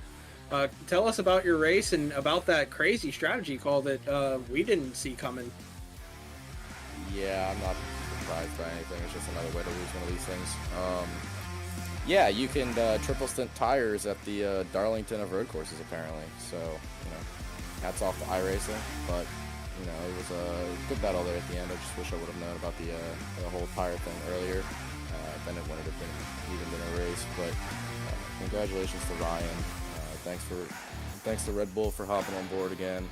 This thing was bad fast, and not too much to say after that. Well, you do got 7 tracks left here before the playoffs, I believe. I think it's 7. I mean, there's a lot of good tracks there for you. Do you think you can punch your ticket again into victory lane here within the next few weeks? Obviously that's the goal, but the way things are going right now, I can't wait for that off week in a couple weeks. Yeah, we're actually off next week, so again, man, I mean, not the position you wanted. You did seem like you had the car to beat, but iRacing sometimes just bites you in the wrong spots. But anyone you want to give a shout out to here on the night? Yeah, I gotta give a shout out to Josh Conover for letting me drive this thing. Thanks to Red Bull, Pepsi, Exalta, everybody who hops on board here. Thank you guys for the broadcast. Thanks to Abby Sweet Treats for being a sponsor. And yeah, we'll enjoy this next week off and hopefully reset the momentum and go full force into playoffs. All right, well, good luck the rest of the season, man. We know we're going to see you in victory lane again here very shortly. That's the goal. Thank you, guys. All right, and Trevor, I believe you were able to catch up with our winner, Ryan Bird, tonight. Yeah, in fact, Ryan Bird just fresh out of the car, able to hop out here and chat with us, and I can't even believe it. Ryan, congratulations on a debut unlike any other. I mean, we have seen debuts where people have come in and won on VirtualRacing.Network, but in a series like NORA, and to do it on a road course in front of Vincent Arthur, that's some special stuff. Ryan, where'd you come from? And good job landing here in the NORA Cup Series, and congratulations on your victory. Thank you. Yeah, I've run with Tom Senchek and Kyle Rochelle in a bunch of other leagues, and he hit me up yesterday and asked if I was up for trying this out, and I said sure, I'll give it a shot. And then I didn't even know y'all at Sonoma, and Sonoma's kind of a perfect storm for me, so don't expect this every week. But the slipping and sliding around and on a road course of all things, and still barely being able to hold him off. He didn't have to let me go back around him like that at the end, but class act doing that anyway. Well, certainly that was very kind of him, but not so kind. He meant to, I think, just kind of move you, as Christian said, not exactly punch you out of the way, but Vincent deciding to give you the chance to take that victory that you earned so well. And now talk to us about a couple of these different things. First of all, your strategy. We saw Vincent double stint the tires at the end, but you triple stinted these. Did you just know that you could do that in the NASCAR Next Gen? When did you make that decision? I mean, was this ahead of time that you made the decision? Were you going to feel it out? What went into that process? I knew coming in the Next Gen tires have been kind of broken for a while, so I knew there was an opportunity to run the whole race on them. I knew it'd be struggling at the end, and it was really slick at the end. But when I made that mistake on lap 3 or 4 or whatever and lost all that time, got stuck in 4th, I knew I had to do something different to get back in the fight. Yeah, we did see you get stuck back there in that position, and it looked like maybe just being a little conservative, not wanting to throw it down on the boss of NORA there and possibly send him out of the race. But either way, you managed to pull it off, and then the super fast pit lane times, not taking 4 tires. What was it like to have that pressure from Arthur there at the end as well? That must have been a lot to see him closing in on you in the relative times, and then see him like right there on your back bumper. Yeah, I was sweating bullets.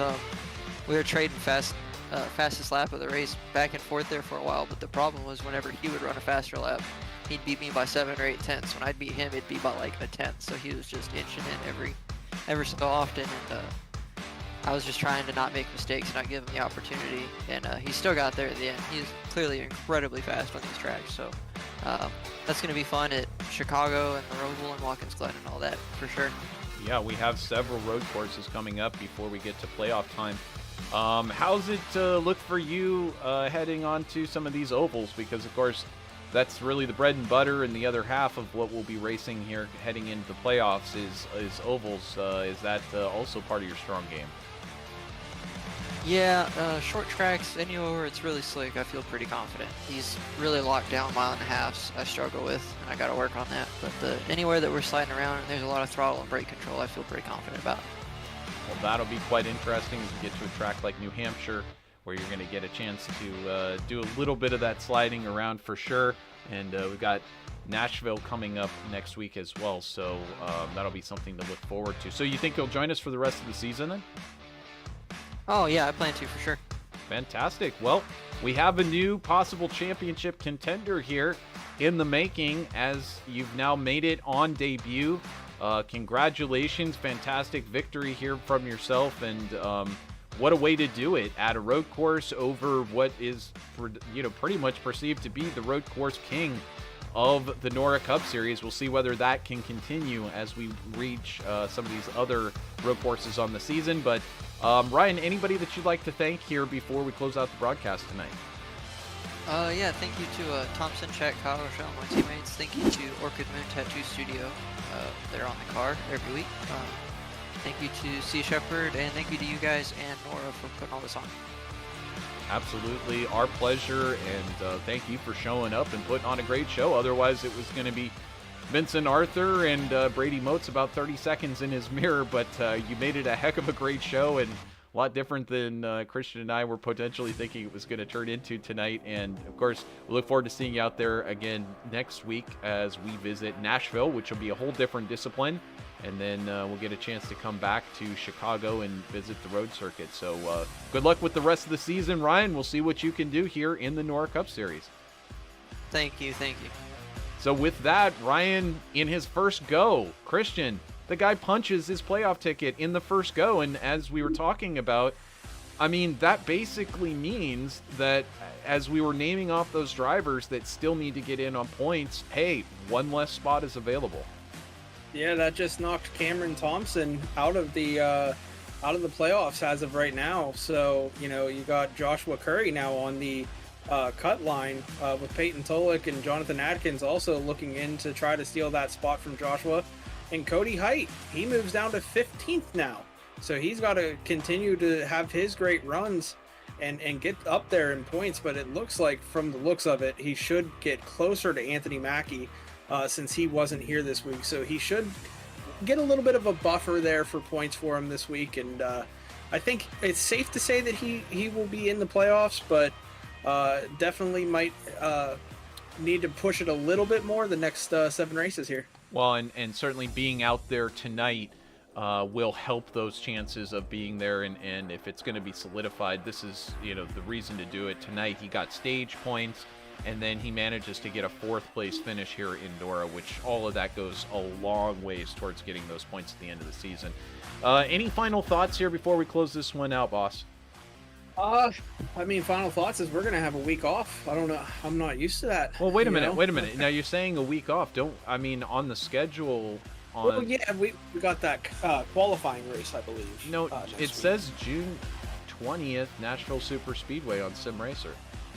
Does it? It does. And then we've got Chicago the week after that, and then July 4th, we have that week off.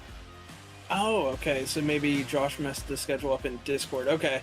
Yeah, that makes more sense. So next week, Nashville. I can't wait for that track. Love it.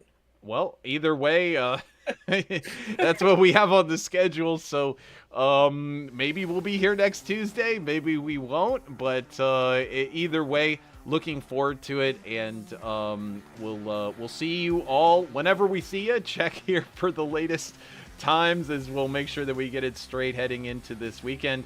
But it's been a great one here at Sonoma. We saw a newcomer to the league, Ryan Bird, able to stand the test of Vincent Arthur, and what a fantastic job he did here tonight. So on behalf of everybody here in the NORA Cup Series, Ryan Bird, Vincent Arthur, and all the rest of the competitors, and my partner, Christian Snyder, I'd like to wish you a wonderful rest of your week. Take care, everybody, and also happy Father's Day coming up. So with that, have a great one. We'll see you next time here on VirtualRacing.Network. So long, everybody.